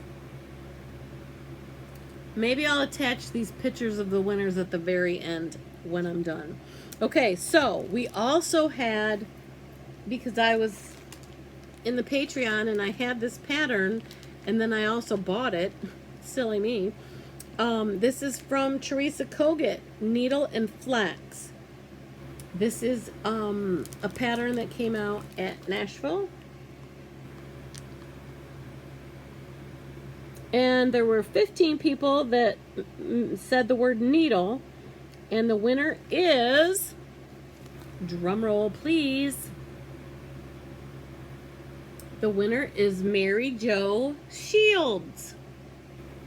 Mary Jo, congratulations. It says you, really, I promise. It says you. Again, stitchingwithgrammy@gmail.com. Get me your address and I'll get this in the mail to you. The other thing that I had 2 of, because Fat Quarter Shop had me in the club twice. For some reason, I don't know. So I got 2 of these. So I said if you said the word floss, I would give out this extra package of floss. And 22 of you said the word floss. And the person to get this is Cynthia Mosley. Okay, trust me, it says Cynthia. Maybe it's this light. Try again. It's not going to focus. Cynthia, you won that, okay? Get me your address, young lady, so I can get that to you in the mail. And I can't wait because Cynthia and I met at the Vintage Stitcher Retreat in May. But we're going to go to the Amana Farm Girl Gathering in the fall. So excited. So that'll be fun. So anyway, those are the giveaways, winners from last time. Giveaways this time. Okay, so let's see. Two of these are what that were in that package of the wonderful viewer who sent me a package of patterns to share. If that wonderful viewer would please tell me who you were so I can thank you properly. I can't find the envelope. I put it somewhere so I would have it to send a little thank you note, and I cannot find it for the life of me. So I'm really sorry, but thank you, thank you, thank you. So the first pattern that we're going to give away, and I need to write down what these key words are. This is December 25th, Merry Christmas Pin Keep by Stacy Nash Primitives. Okay, this is the first one, and it's got a little snowman. It says Merry Christmas. It says December 25th. There's a little tree and a little snowflakes. So let's say the word snowman, just singular, snowman. Snowman. That's that giveaway. I'll put it underneath here so we don't mess it up. Don't get them mixed up. Okay, number 2. This is Luminous Fiber Arts Boo Hoo, designed by Misty Purcell of Luminous Fiber Arts. Aren't those cute? A vintage owl and a vintage kitty. Aren't they cute? If you want to see this, if you want to win this pattern, let's say Boo, B-O-O, Boo. And this is just in time for you to start stitching for Halloween. Are you guys ready? Are you ready to stitch for Halloween? Or am I the only one that's like jumping at the bit to get fall and Halloween stitching going? Okay, as I showed you before, All Joys for Thine by Blackbird Design. I'm not even going to take it out of this plastic. It's all yours. So if you're interested in this share, because I'm going to share this with you, let's say the word joy. Joy. Okay, singular, not joys. It's plural here, but I'm just want singular. Joy, J-O-Y. Okay, and that's that one. Now, because July, there's 2 things happening in July. Patriotic and Christmas. They're both converging in July. So I'm giving 2 project bags. The first one is a vinyl front project bag made by yours truly, because I give out usually 2 in every episode. So it's got the angel charm, because I always put an angel charm on all of my bags because I want the person that receives it to be blessed. It's got my card in it. This is the patriotic trucks, and there's a stars. So this one, let's say truck for this one. So if you want this vinyl front project bag, say the word truck in your comment. Okay, this next one, I think I'm going to get lots of comments. Lots of comments are going to be for this one. Because, like I said, Christmas in July. This is the Kringle fabric by my girl Teresa Kogut. That's got these beautiful Santas. Look at that. He's putting a hat on the snowman. Teresa, you are amazing. I just love your art. You are so talented. Look at this little guy in a stocking. So cute. So cute. So if you would like this Christmas Santa bag for Kringle, let's just say Santa. Okay? So this is the Santa project bag. Say the word Santa. And let me double check on the inside of this. Oh, it's my card. My card's in here. And I always put the inside, this is just a white on white snowflake. Can you see it down? Look way down in there. It's a white on white snowflake. And I always put a hook in here. You can hang your scissors so they don't poke a hole in the bottom. Or you can hang your, if you do your floss on floss drops, then you can quickly hook that with this lobster hook. You can hang that, and then they don't get quite so messy on the inside because you just hang them on there. So again, it's got the angel charm because I want whoever gets this to be blessed, but I'm going to take my floss out, okay? You can put your floss in there for whatever Christmas thing you're stitching. Okay, so again, the words are snowman, boo, joy, truck, and Santa. I love this fringe stuff. To me, it looks like the Santa's beard or something. I thought that was so cute. So anyway, that's what we have. Let me go over my notes really quick. I don't think I have anything else. Again, thank you all for following along, for subscribing to my channel, for coming back and spending 3 hours again with me. I really, really appreciate you more than you know. Thank you, thank you, thank you. Please like and subscribe. Give me the thumbs up. Smash that thumbs up, as some of the influencers say. Like and subscribe and hit that notification bell because I want to start doing this a lot more. Let me know in the comments if you want to be included in our prayer journal doing, and you know, our get-togethers, Zoom get-togethers where we talk about this. I would love to have you join us, so put that in the comments below. Let me know if you want me to start that project on the Silver Fox fabric. Whole bunch of stuff I ask you to comment on, so fill it up. I appreciate you. And one more thing before I go, at Stitchcon, and people have talked about us, people have showed videos, Pam and stuff on Just Keep Stitching. When they get a project finished, they ring the bell. Well, you know, my designer at my cross stitch retreat is finally a farm girl, right? And at this cross stitch retreat, I wanted something for people to do if they get a finish. But I don't want to use the same bell that Pam and Steph use on Just Keep Stitching or at Stitchcon. It can't be the ding, ding, ding bell. We had to do a different kind of bell. And like I said, finally a farm girl is going to be my featured designer, so we had to have an appropriate bell. Happy finishes, everyone.